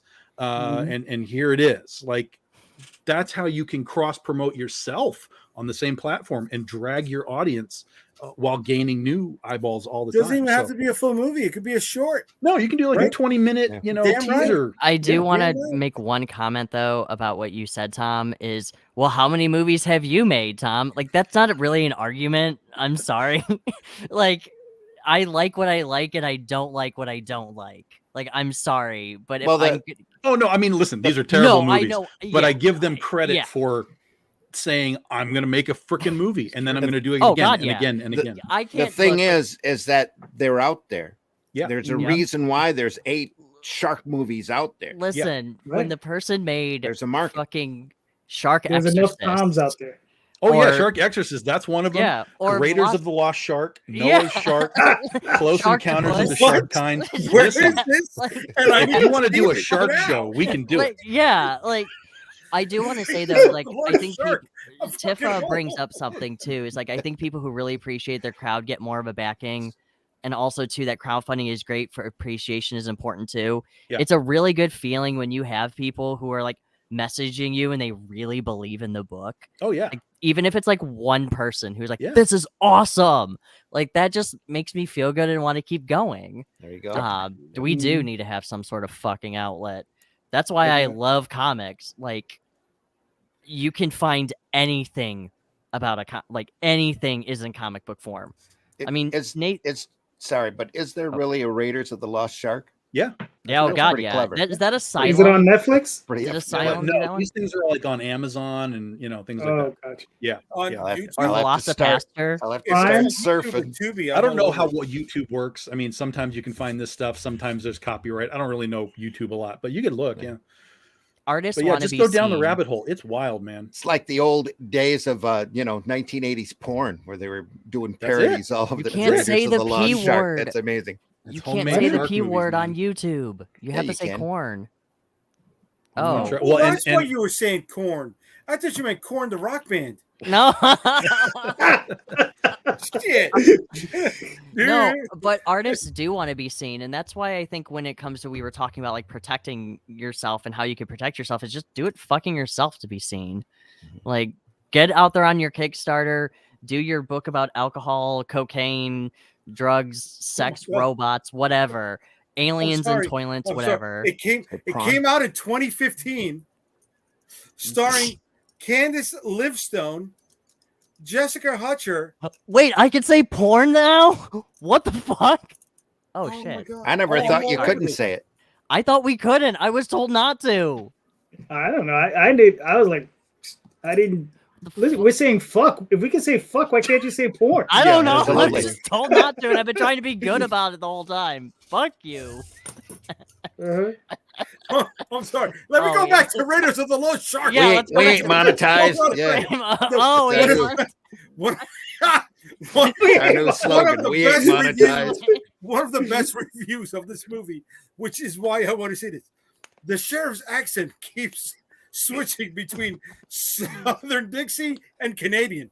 It's like they're paying for two actors in one. Yeah. You know what I mean? They know how to save money. I'm All right, fucking all over that's become a movie I definitely have to hunt down now. I do want to see that now. Yep. It's a rabbit hole, guys. You're gonna Thanks, watch Ted. it, and then at the end, it's gonna say, "Hey, because you watched this, here's 6 more." Yeah. That's it's not a joke. How many? Like what? There's Ghost Shark. I think is another one. Yeah, like- there is Ghost Shark. Well, there's levels to it, right? So you have like your sort of bigger budget ones like Jaws and the Meg and whatever, Yeah. and then you fall into like the sci-fi. So there was one called Dam Sharks, DAM Sharks. It's literally about sharks that build dams out of human body parts. Oh my God, they're beavers. What? Yeah, they're Wow. beaver sharks. Oh, it's like basically. Zombievers. Yeah. So they're sharks that eat people and then make a dam with the like arms and legs and I stuff. love it. I love So that's it. like the sci-fi stuff, and then you kind of take a step down into like the mega shark versus super octopus, Yeah. the Asylum movies, right? Yep. And then you let take me a run step this down back. into dudes Let me that are run this filming in back their to pool. Raiders of the Lost Shark. Mhm. Yeah. The movie opens with a credit scroll that says this is based on a true story. And then once you're done reading it, it says just messing with you. Take this as a warning. It's trolling you right from the fucking beginning. Oh yeah. Oh yeah. All right, guys, we got to run through the campaigns real quick. Oh, Yeah. Randy, just man. give me a quick update on this, and then we can move you, to the you next. can run the video if you want. It's pretty, I'll be back. straightforward, I think. All right, cool.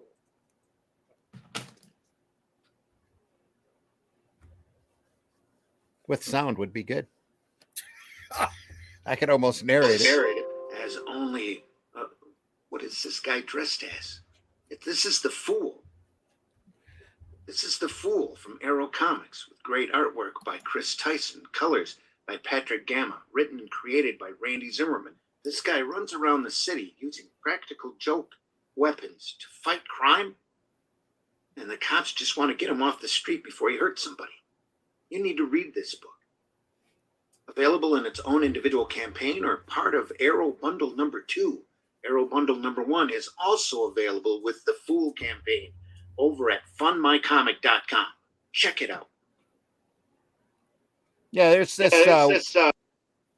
There's this weirdo running around the city, fighting street crime with practical joke weapons. He's got a yo-yo. He's got a rubber chicken, and he's not afraid to use it.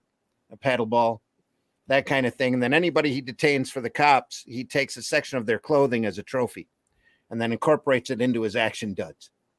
So I like to call him the rodeo clown of justice. And there's been a couple of detectives that are assigned the case just to get him off the street because this weirdo's running around doing all this weird stuff. And the first issue, self-contained, Fool number 1 is the story of the 2 cops comparing notes of their exposure to this weirdo running around the city and their experiences with him. Cool. You got another 16 days, right? Yep, 16 days. Yeah, there's only 16 left on it. There's not I haven't been on too many podcasts or done any promotions, but everything I make off of this is going to go for coloring more material to get more stuff out through Arrow Comics. So, and we're part of the Arrow Comics bundle already. So there's been campaigns for the Soul Tack book and for Chrome Dog, which have been really successful, that the Fool is part of their part of the bundle of. So there's a lot of different ways to get this book, but there's also a direct campaign up there at fundmycomic.com as well. All right, cool. So it's a fun book. It's a great self-contained story, and I can't wait for people to read it and enjoy it. Oh, Randy, I don't know if you did say this at all. Did you get the inspiration of this from the Trickster? Not at all. Oh, really? Okay. No, this is my version of the Punisher. Oh, okay. I was gone, so I guess Because if somebody's going around fighting street crime, he's got to be nuts. yeah, he has to be a fool. Exactly. Nice. So I didn't even know like Siegel and Schuster's Funny Man existed until after I had done this property. Dude, when I wrote Lyrical before I kind of stopped that, I didn't know there were like 4 other books that were very similar to it. Yeah. It happens. If anybody says, "Oh, I have an original idea," no, you don't. But keep working on it. Like, just keep Exactly. going. Like, just do it. Whatever. It's a fun title. It's real. You know, I had to put that book in color because a character like that, it's just this colorful mess running around the city. So it was a lot of fun to do. The colors are by Patrick Gamma. I've got Patrick working on another book right now that we'll be bringing out here shortly as well. Probably part of the 3rd bundle. Is the tagline a Arrow. colorful mess? Because that's a pretty good tagline. No, he's the rodeo clown of justice. Oh, All right, Mr. Rosario, what do we got here? So we've got Storm Chasers, volume number 2, collecting issues 5, 6, 7, and 8 of the Storm Chasers maxi medium series, I guess.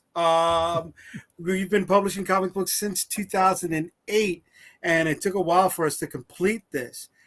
Now that we have, the 8th issue came out last May, so there's some time passed. We move our issues, and we are celebrating our 16-year anniversary by launching this book at the beginning of June.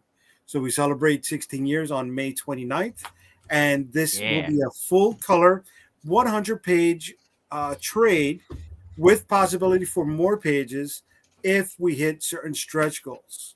And, I would have had it out, right? I would have had it out earlier, but I ran a 5-week campaign and hiccups happened in fulfillment period. So that pushed that back, but it pushed it back to the best time where we will be launching to celebrate our anniversary at the same time. So it will be illustrated. Well, it has been illustrated by Russ Leach, who did pretty much almost the entire Storm Chasers series. The great Russ Leach. Yes, my man.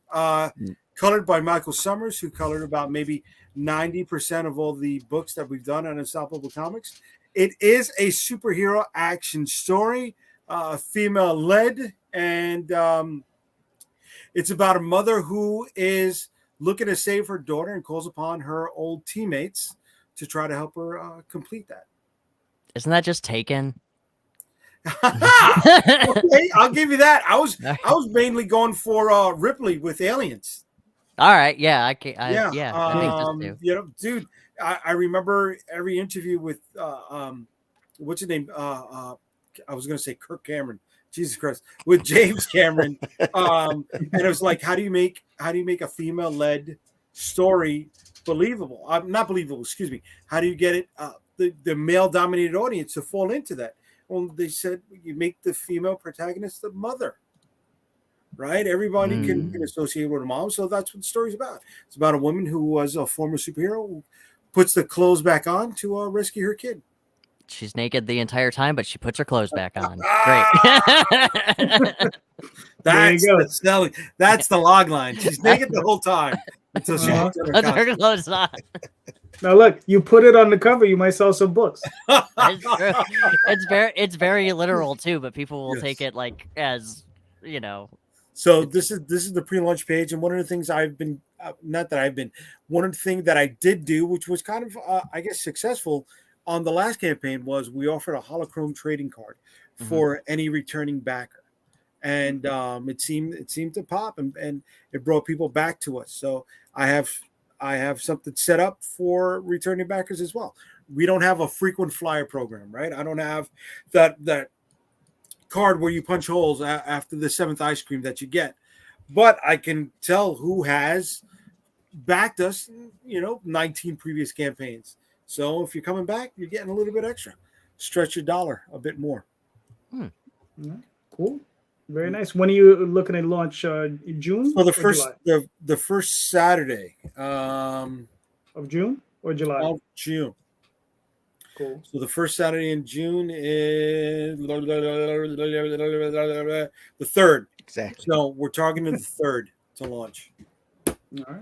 Very nice. Very nice. Let me see. I will show off what I got coming up next Oh, week. you have another campaign? Bro, every week.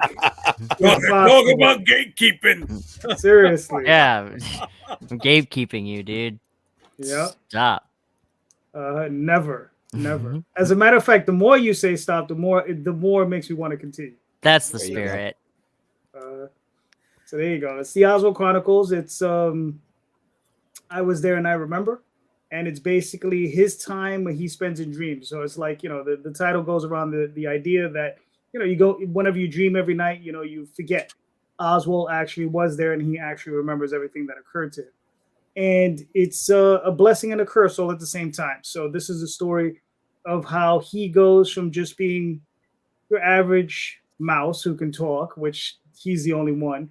And it shows him what he goes through and how he becomes a sorcerer, but a very powerful one. And it just shows, his future. And these are just some of the pages illustrated by the fantastic Jay Gonzalez with some alternative covers by Donny Hadijawa. Now, So, Calderon, let me ask you this question here, brother. go for it. Why are there so Why? many tiers here for me to back when I could just purchase the rights to the series for $1,500? This is true. This is true. I'll tell you what. On this campaign, send me $1,500, and I'll let you know what rights you get. Gotcha. Okay. Sold. Yep, American. Yep, exactly. You get to change the name of the character. That's the only right you get. Mhm, I will No, the change only Osvaldo. the only right he's gonna get is a few books, and the right to shut up. So yeah, but I'm gonna pop this one out. I believe on the 22nd, a week from this Monday. Nice. So Great. There goes my wallet. there you go. You But got- yeah, I you got mean, one more campaign, right? Where's I just finished shipping out all the packages this week. I have 3 packages left. 2 of them need surveys. One of them I'm packing up tonight, and that should either go out tomorrow or Tuesday, and then I'm done. With the No, I last was talking about the show off. Isn't Goth Day coming up, Todd? Oh yeah. Well, he didn't. Yeah, Tom, I send me a can link. show you something. Yeah. Send me yeah. the link or share it here. I'll pull it up. Keep your pants on, man. We do what we call burlesque marketing. We don't really show you everything that's going on, but Nice. He puts nipple cups over the bottom point of the Pasty. Yeah. So there you go, JD. There you go. Oh, that looks sweet. Yeah. So that's our standard A cover. CB Zane has been doing Goth Day with me from the beginning. So that's CB Zane and Gap Melvin on the color. So that is what the inside of the book will look like as well. This is a shorter campaign. We'll launch this on May 22nd. That's actually World Goth Day. That's a real holiday. So we'll launch it on Monday. It'll end at the end of the month. So it's only a 9-day campaign. That's what we've been doing for all of these things. And it's become an annual tradition that, I didn't expect, but everybody loves it. And each one of these is a little bit different, and it's kind of an interesting challenge to write. So this one, sort of the through line concept is, what does creation look like? And we kind of just talk about, like, what does creation look like, going back to, that the fact that God created man in his image, to all the way through creating your life, creating all these things. So that's your kind of through line for this whole thing. That is Rookie in the background there. She's one of in our normal world, she's one of Critter's friends. And then of course we have Marie Antoinette with her guillotine in the front. And we'll show you that as well right there. That's Marie Antoinette. Wait, the real Marie Antoinette? Yes. Yeah, we did a series called Antoinette, which is historical fiction, which it was really wild because it kind of came about in a really strange way with myself and Ryan Kincaid. And when he agreed to do the book with me after I pitched it to him, I had to figure out how to bring this headless character back to life, because I didn't want to just be like, oh, we found your skull and we control you now. Like, that's so tired. And so I went doing some really deep research on Marie herself, and I actually came across the actual transcripts from her trial and execution, and they have some really weird things in them. And I was like, that's it, man. That is my connection to bring it back. And so we did an Antoinette one shot about 4 years ago with myself and Ryan Kincaid. And this will be her first sort of return to storytelling with us. And we're putting her in the goth world this time. But yeah. Is her body human, and then her head is like a ghost thing? Yeah. So it's like she possessed a body literally? Yes. Oh, cool. Okay, cool. That's awesome. There's a lot going on. We won't spoil it. But for those that don't have the Antoinette book, that's available on this campaign as well. So you can either just grab this one and just dive into this particular story. But if you want to know, and we do that for like all the books. So, we have a little thing that says, read all about the Big Dog Inc. characters in their natural habitat, right? Which is just the regular universe. You can get Critter, you can get Legend of Oz, you can get Antoinette, you can get all the regular books that we do. And then Goth Day is sort of our emo goth renditions of these particular characters, that because all of our books we're not like Marvel, right? So like Dorothy Gale doesn't hang out with Critter, doesn't hang out with Ursa Minor. They all have their own pockets. But with Goth Day, we created a sandbox that we can just jam them all together. But they're all sort of variations of themselves. However, it is canon as well to our overall Big Dog Inc. Canvas. And people are some people understand how and why, and other people are still figuring it out. But there's a very sort of obvious methodology to why this world exists, and it'll go into, as we continue to tell Big Dog Inc. stories, this Goth Day will widen out to sort of encompass most of Big Dog Inc. So it should be interesting. It took me a second to figure out that that's a guillotine and not her purse. Yes. But she's carrying it like her purse. Yeah. So in the original story, when she gets sort of her spirit comes back, first thing they do is go and grab the guillotine that killed her. And that's the guillotine that lopped her head off. And so she kind of carries that around as a fuck you, kind of thing. Yeah. That's sick. I love that so much. That's how you give your character agency, right? That's there you go. Yeah. Very nice. So this is launching, you said what, on the 22nd? May 22nd, which is a Monday, which is really weird. But because Goth Day is just the 22nd, it just moves. So we've done it, Friday, Saturday, Sunday. Now it's a Monday. So we'll just keep on rolling with it. And again, like we talked about earlier, right? You have to make sure that the people that are following you know when it's going to happen. And then it shouldn't matter when it happens at that point.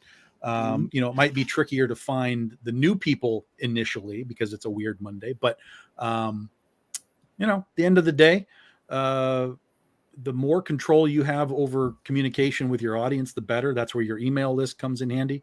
Like Randy was talking about, when these platforms disappear, what do? You better have everybody on your email list, because that's still your direct contact with all of those folks. And so, we've got that we're building, and But those that follow us regularly are pretty much ready to go as soon as we're ready to go.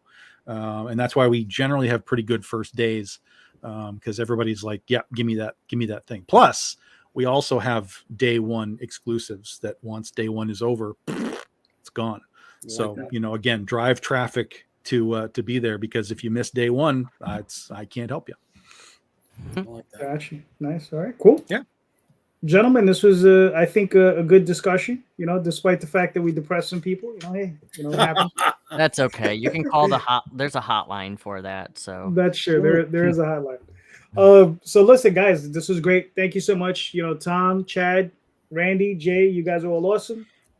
Appreciate you guys being here. But we're up to the second hour, so we're done. Mr. Tom, where can they find you and your work, sir?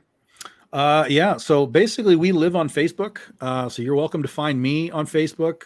We also have the Big Dog Inc. fan page there. You can join that up. If you do Twitter and Instagram, it's BDI Comics. And then we have our Patreon, which is patreon.com/Big Dog Inc. Cool. Chad, where can I find you and your work, sir? At home.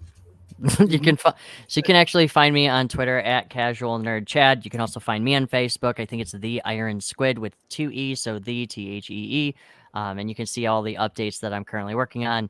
And then you can also find me on Kickstarter, I guess, which, The Legend of Sparkle Dog is coming. I just got the proof, and I'm very excited. Oh, and I got the t-shirts in too. So Nice. those are lovely. Yeah, just remember, one day you're going to say you can find me at home, and someone will. Oh, careful. I kind of wish they would, because then I'd just be more impressed that they did it. Like, I wouldn't be scared. I'd be like, oh, damn. All right. You want some tea? There you go. Randy, where can they find you and your work, sir? You can find me on Facebook. You can talk to me there all the time under Randy Zimmerman. You can look for my work at arrowcomics.com, where you can find books like HeroBot Zero, a little 3-foot-tall giant robot defending a city from large monsters.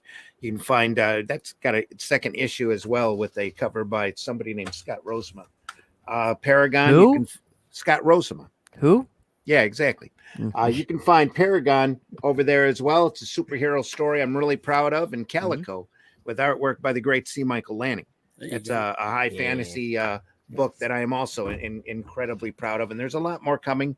Plus, there's the Fool campaign over at fundmycomic.com. You can find me on Sunday mornings at 9 a.m. for Sunday Funnies, and Friday mornings at 5 a.m. for Comics by Night, and we're all archived over at the Indy Comics Network on YouTube. So go over there and listen to us at your leisure. And if you listen to us at fast speed, we all sound like little chipmunks. It'll be fun. If you play it backwards, you just hear them summoning Satan. We just sound satanic. Yeah, exactly. Jay, where can they find you and your work, sir? UnstoppableComics.com. All roads for me lead to and from Unstoppable Comics. You find all our social media links on that website. All right, cool. Well, you can find JD Calderon. You can find me on Facebook, Twitter, Instagram, all under JD, including DeviantArt. And you can find us here regularly on most Sundays, but not every Sunday. And, you can check out some of my reviews and some of my readings, that I do for myself and I like to share with you guys. So thank you so much, everybody. Go check out these books. They have links in the show notes. So you go click on those links, go pick up those books. And I'll be seeing you all next week. Thank you so much. Go out, buy more indie comics, especially ours. Have a good night, guys. Thank you. Take care, everybody. Bye-bye. See ya. And thanks for all the fish.